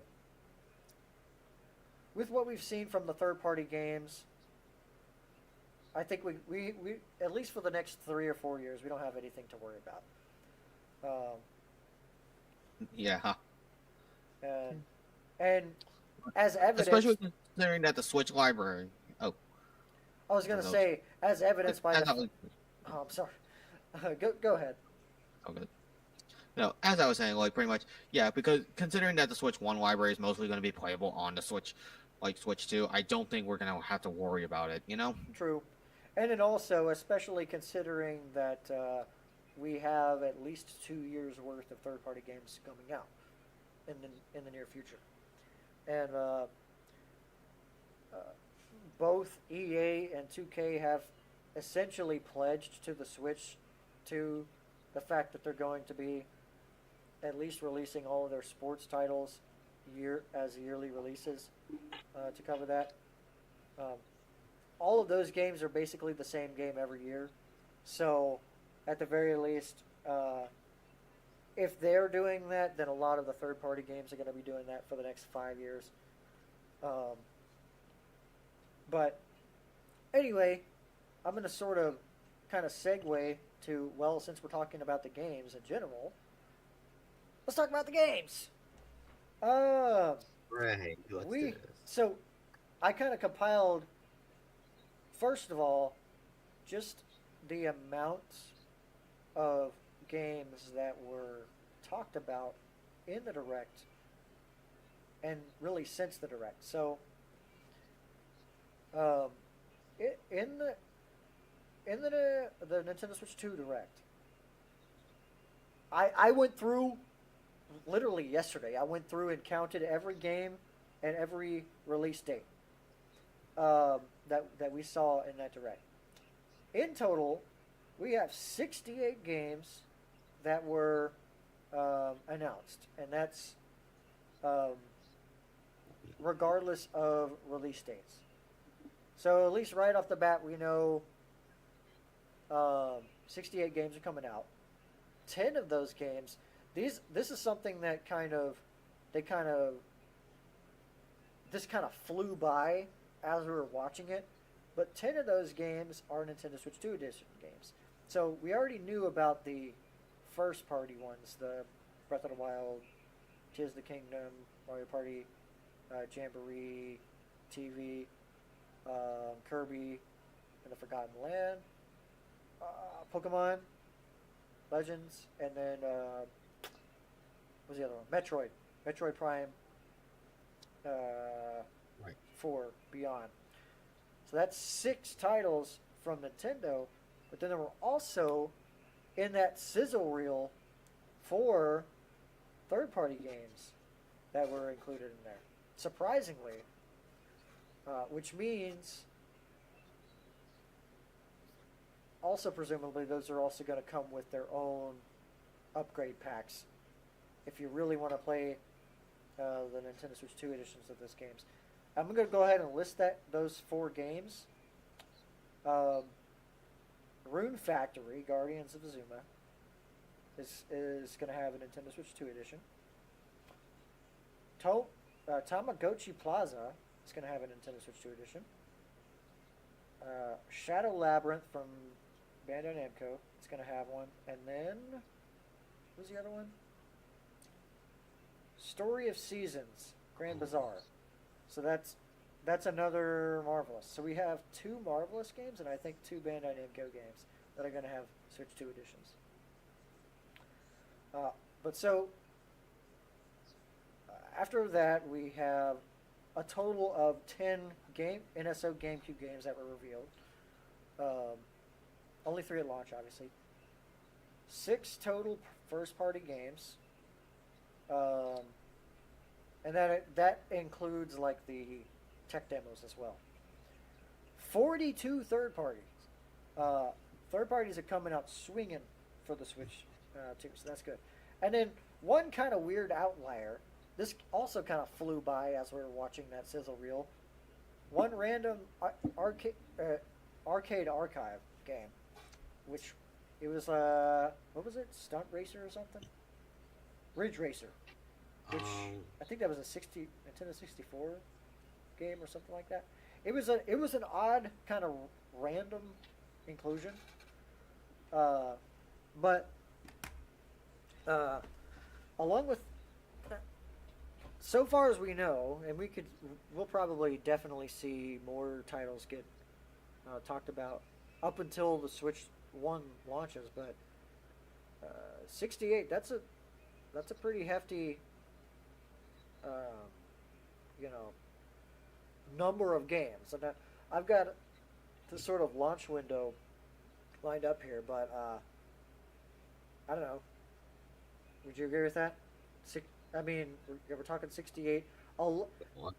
There's more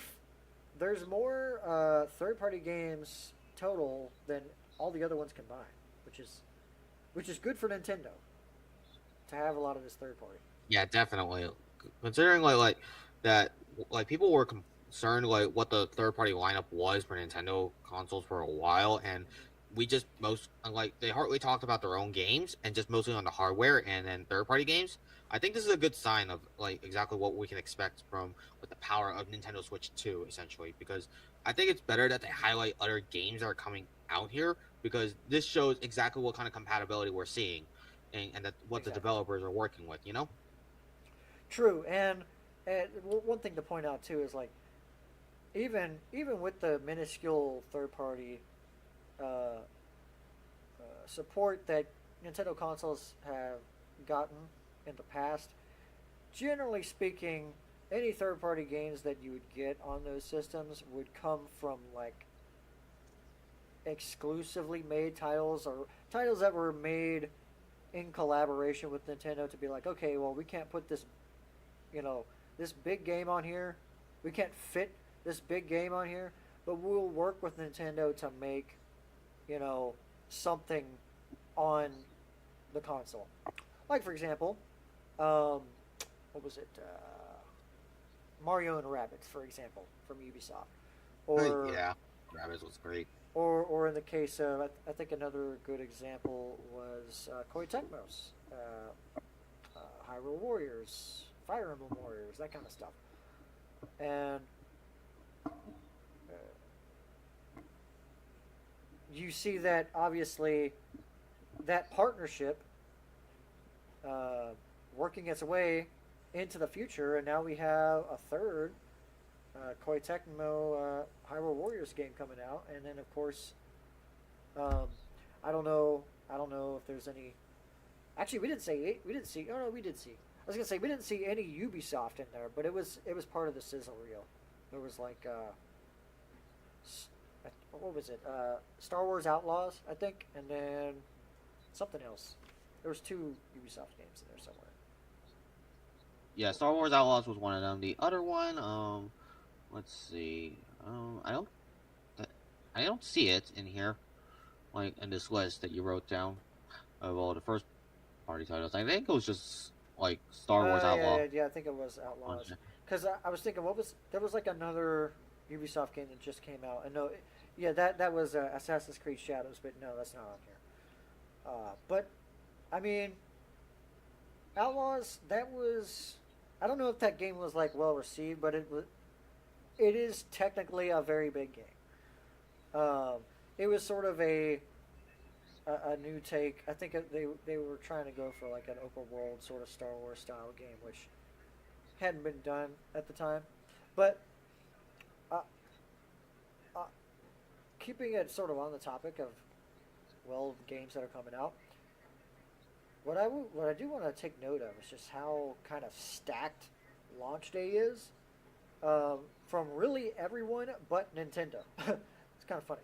So Yeah. we have in total on June 5th so far, and keep in mind this is in addition to all the Switch 1 games that are obviously going to be playable on the Switch with better frame rates, hopefully. But I would say naturally they're just going to run better just by being on the Switch, too. But also all of the NSO titles for folks who have NSO. In addition to all that, you have, I'm just going to do, funnily enough, I didn't count these, but let's see, 1, 2, 3, 4, 5, 6, 7, 8, 9, 10, 11, 12, 13, 14, 15, 16, 17, 18, 19, 20, 22. I've got about 15 minutes before I have to get up, just so you know. I'm sorry. So 22 launch day games, not including the GameCube stuff. Most of them third party, which is, I don't know if I want to count Arcade Archives in there either, but I mean it's technically a separate game. But I don't know. I mean, I suppose we could in a way, Yeah, true. if technically, but yeah. True, and a lot of these third-party games are also just massive games. Some games, I did check, Borderlands 4 is not out yet. It's launching the same day, like the whole, for all platforms, it's launching on launch day for the Switch, too, but also on all of the platforms on the same day, I think. Like, it's not out yet still. But, yeah, some of these games are, I mean, it's a wide variety so far. Definitely. Even just for launch day. And then there's more coming up very shortly after launch. So far, I think roughly 2 weeks after launch, you got, I don't know anything about Raidou, but hey, we got Sega. Tamagotchi, that's Nintendo Switch Edition. Donkey Kong Bonanza comes out 2 months later. Oh no, a month and a few days later. That's gonna be the big one, I think, for basically until whatever comes out after that, as far as Nintendo goes. Right. What are your general thoughts on that? What's your like? Go ahead. What's your general thoughts on that? Honestly, like a majority of the games that are coming out, like for the Nintendo Switch 2, honestly look very promising, and especially like with the third-party titles that we're gonna see, like how the performance of these games are gonna be on Nintendo Switch 2, because obviously, like everyone was skeptical about Nintendo Switch 2 being a thing, including like myself. I won't shy from the fact that I was very skeptical of this myself, considering that Nintendo's mostly been about the experiences and never has been about power. If anything, like the second Nintendo actually cares more about power than the experiences, I feel like this actually will drive the detriment of like the future of consoles essentially, because hardly anyone's caring about consoles these days at the point in we're at. So the fact that like we're mostly focusing like right now just like on the experiences, and now like we're also getting like understanding like what kind of technology we're seeing and like what the power we're working with. This is honestly a great like lineup of games we have, and I'm looking forward to seeing like yeah, like how many games are going to be able to take advantage of this beautiful hardware we got now. Like we got like a couple remakes, Bravely Default HD, remastered, and then we got like a couple of new games out there, like games that are already coming out on Nintendo Switch, That I and, will and say, like games we probably never expected to come out on Switch. true. I will say, Bravely Default in particular. Ironically, out of all the games that were shown, um, Bravely Default looked like the least optimized for the Switch 2. Like, I don't know if you did you ever play or at least see gameplay of that like on the 3DS. I have not honestly because I don't really play a lot of RPGs. I will So say I did have that game on the 3DS and I tried playing it, and that was before I was, I hadn't touched any real RPGs other than like Pokemon at the time, because I think right, the closest game to that I played a lot of actually was Project X Zone, and that wasn't to me that. oh yeah, I mean, it was an RPG, but it wasn't like it wasn't. It was more along the lines of Fire Emblem than anything. But, which granted, right, I also love Fire Emblem, but the game literally looks like it's just been upscaled. From what I remember, how it looked in on the 3DS, yeah, the models look like the like models, yeah. There's no difference between like yeah, uh, yeah, they're like they just look like they were properly upscaled this time, and that's about it. Like it's understandable if they didn't want to touch too much on the graphics of it, mhm. it possibly due to like any excess performance tanking, pretty much. So it makes sense on that front, but at the same time, we could have asked for a little bit more, you know. True. But that's beside the point. Yeah, I was hoping if they ever did that, they would do like, because I do like their HD 2D remakes. I think those are some of the most impressive, like sprite based um, games as far as just how they look on a pure stylistic perspective. And I think Bravely Default in particular, because that was, um, you know, graphics aside, that game was pretty highly received when it came out on the 3DS.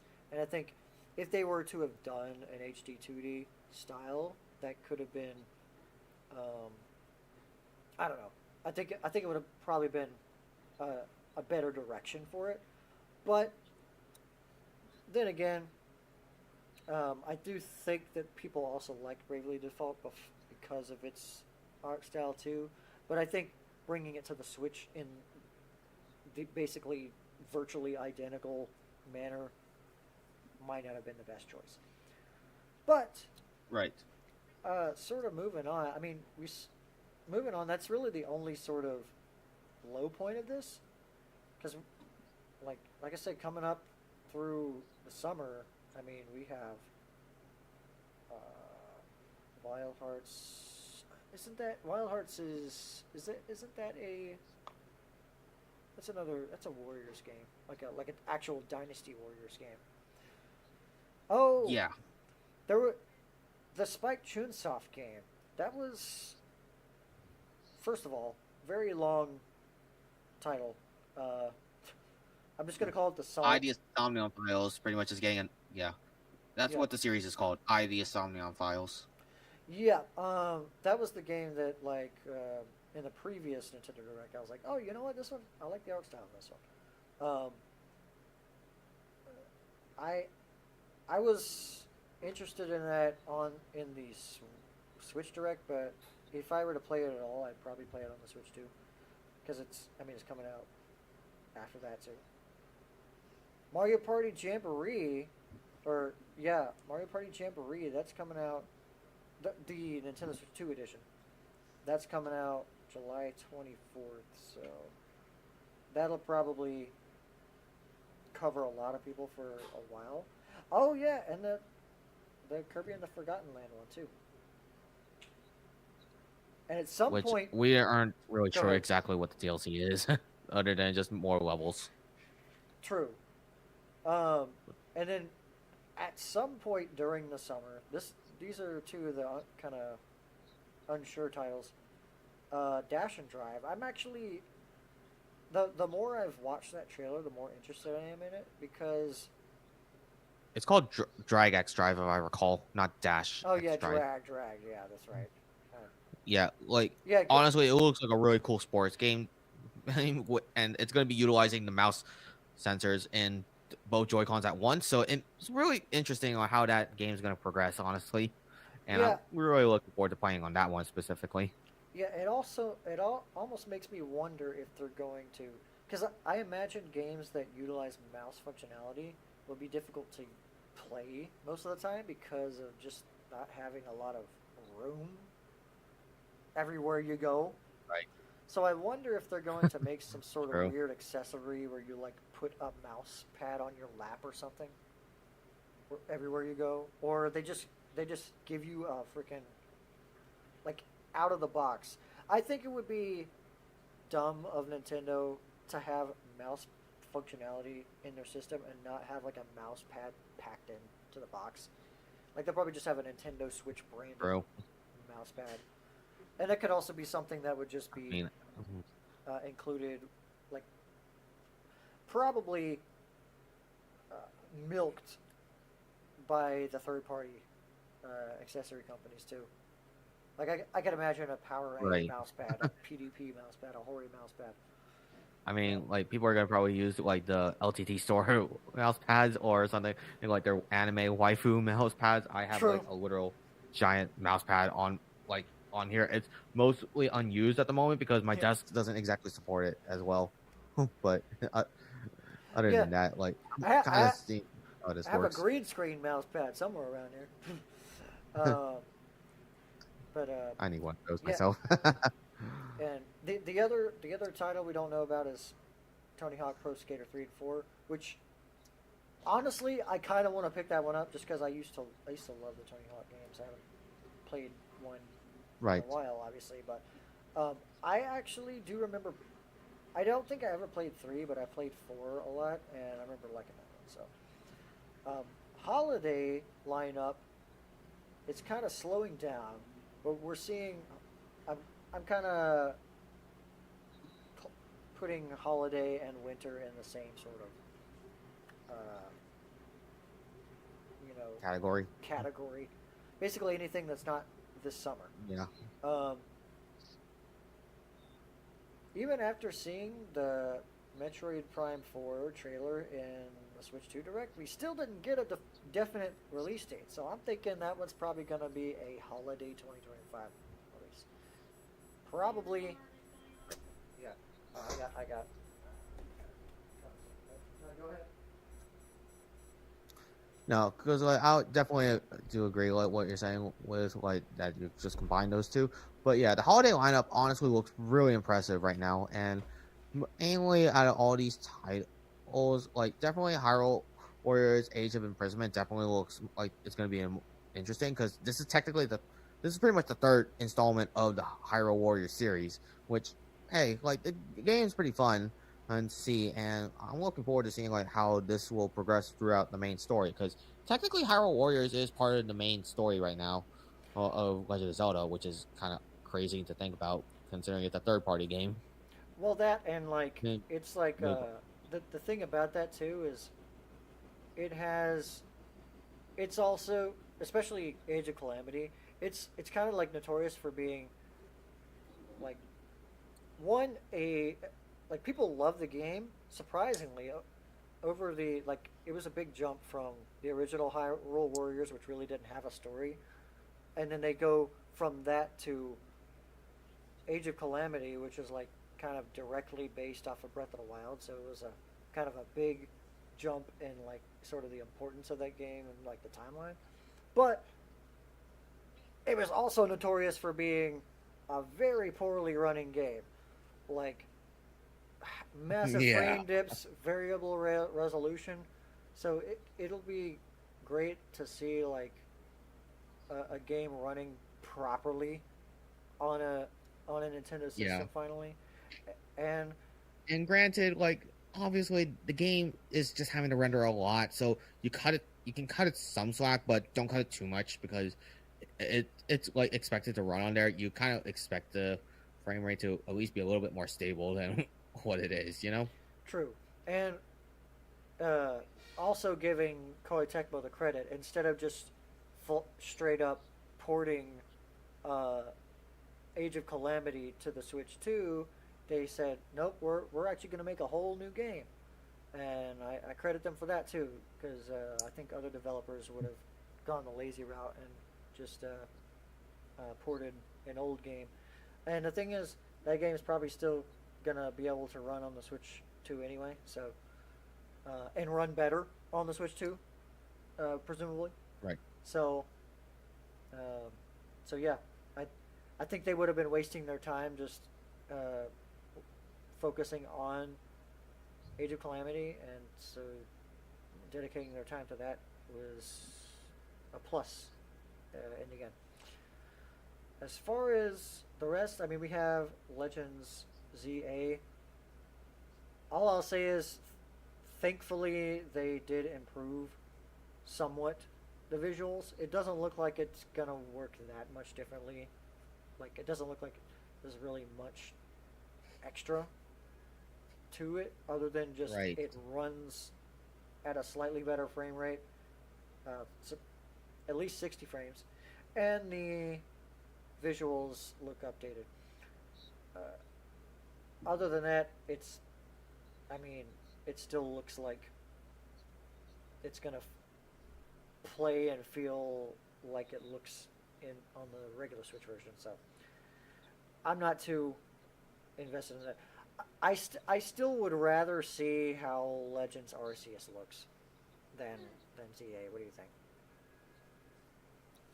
Yeah, like I definitely want to see how the game is going to improve because, like, as a lot of people have been critical of Pokemon games lately, and like this seems like this is just being out of laziness. But the graphics really don't seem to have improved that much compared to like some of the older titles we've already seen, and like even like most of these games just look like upscaled versions of the 3DS titles, which Exactly. not it's like it's not bad in that sense, I guess, because at least then it's going to have a better performance. But at the same time, like most of the people complaining just don't get to like just genuinely have concerns that most of the time these games are just being rushed out and this isn't putting as much care as they should be. Like this is Yep. one Yep. reason like that a lot of people are falling off the mainline Pokemon titles, even like a lot of diehard fans. And so like the only reason they'll tolerate it is because it's a new mainline Pokemon game, but that's about it. Yeah. One thing I will say about Pokemon 2 in a positive way is that, well, first of all, I'll say I think I the sort of,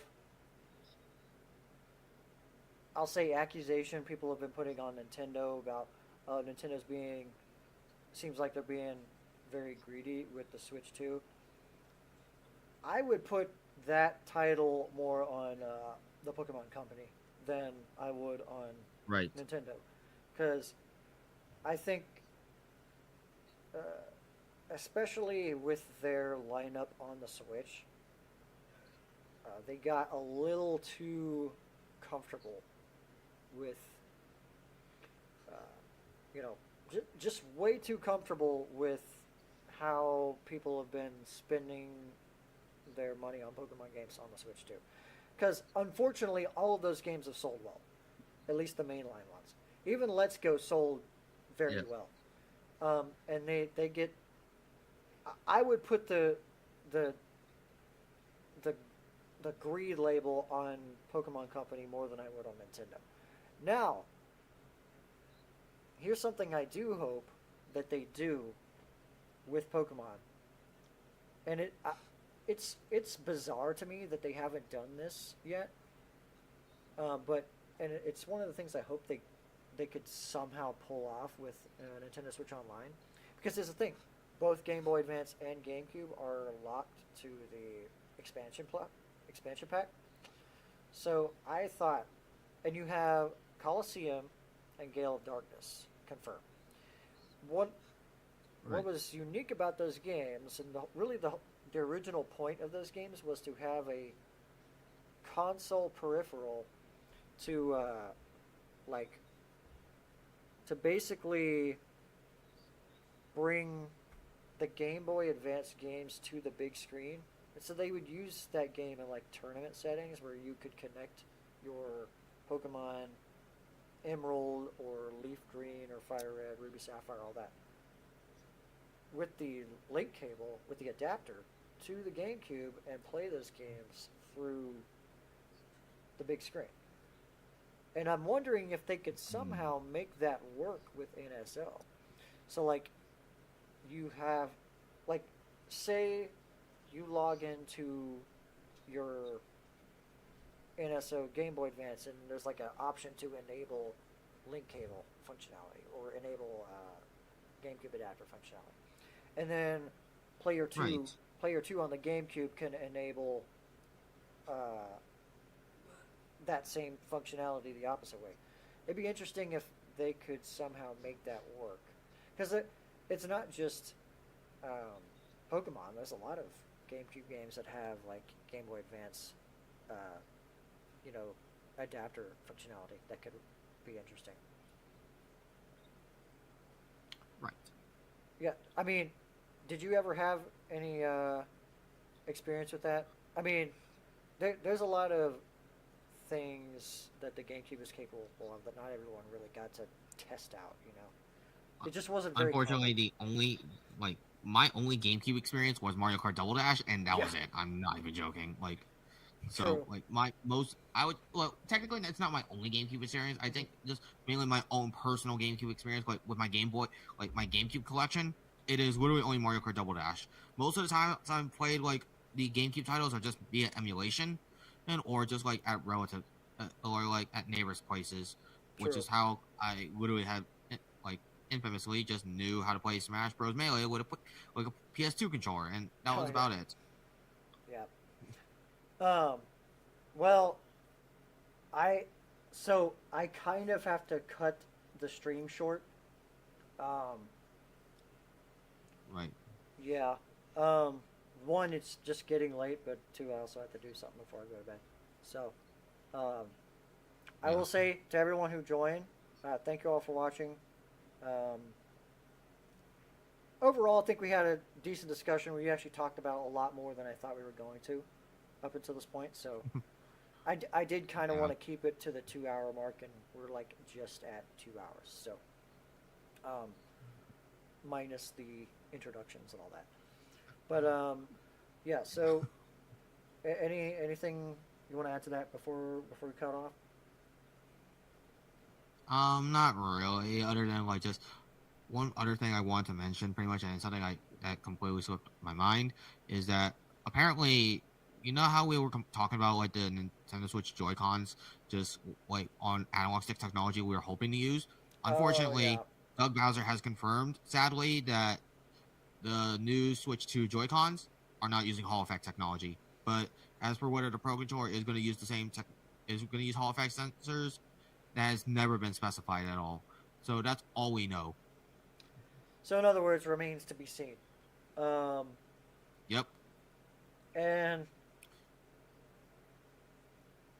oof, that let's yeah, that's gonna be a remains to be seen thing. I hope that at the very least it's long lasting. It lasts long enough to be like, okay, well, at least it didn't happen within the first couple months of me getting this thing, because that's how bad the stick drift was with the Switch One, is that it happened like a lot of people like within a month of you buying the Right. the access, the controller. But I'm gonna go ahead and cut it off here. Where can they find you at?